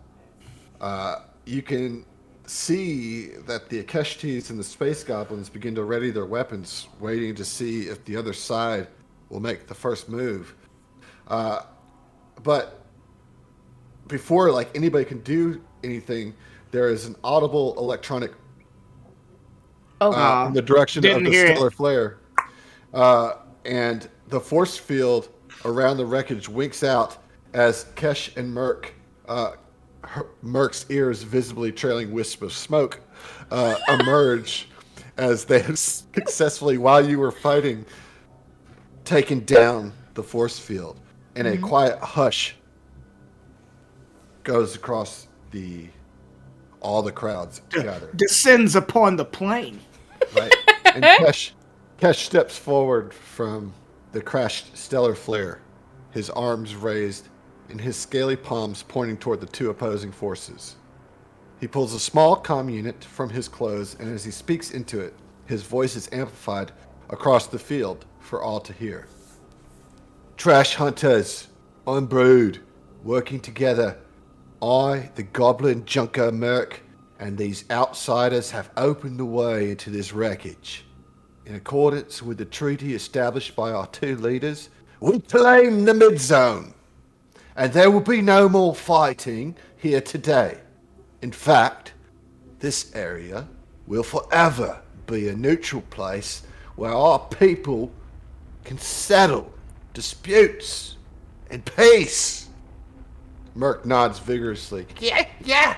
In agreement, and shoots some challenging glances towards the other trash hunters. Listen to it. As Kesh makes calming gestures at the Akeshtis. If you don't like it, you can leave the outer junk fields and take it up with our new friends here. And with this speech, the tension building in the two groups deflates. The trash hunters and the unbrood slowly wander off, though a few members of each side approach Merc and Kesh to congratulate them and to ask whether there's room in their new gang. It seems as though their dream of peace wasn't so foolish after all. And we'll see. We'll see ya. I love it. I love it. I just want to say Joe looks on very approvingly because this is very much like the same way that Ka, the Pillar of the Sky, operates. It's a neutral zone between warring factions, and he likes that. You're such a lore nerd. I love you. Yeah, I mean, here's the thing, guys. Next session, we going into the Stellar Flare Dungeon. And seeking our untold riches. We're gonna tell them. We're gonna tell them. Tell them about them when we find them. All you guys watching, thanks as always for being here. Our next episode is not next week, but the week after, so that will be the 31st of January. We're coming towards the end of this thing, guys, so I implore Ann and Tyler specifically to really make the most of these next few sessions, because we're approaching the end, and my heart is already saddened at the thought. Great work, Heath, with Joe. Great new character, a lot of fun. Great work, everybody, with the RP tonight. And thanks again, all of you guys who watch with us every Monday. It really means a lot to us. And thank you, too, to those of you who watch on YouTube. I know Monday is not a great time for everybody, so we appreciate you watching on YouTube as well. Anybody else have anything to say before we get out of here? I love you guys. You're awesome. Love y'all. Yeah, just thank all of you for your patronage. This guy. It just makes my heart go, wow. I have one thing. Wow. One thing. I'm excited to see this partnership betwixt Cobb and Joe because I think we need more cowbell. Well, with him around to protect everyone, I think we're gonna see more cowbell. I'm excited. I'm excited. Amazing. Moo indeed. All right. Moo indeed. Take it out. All right, Let's y'all do it. be good. We'll see you. We'll see you. We'll see ya.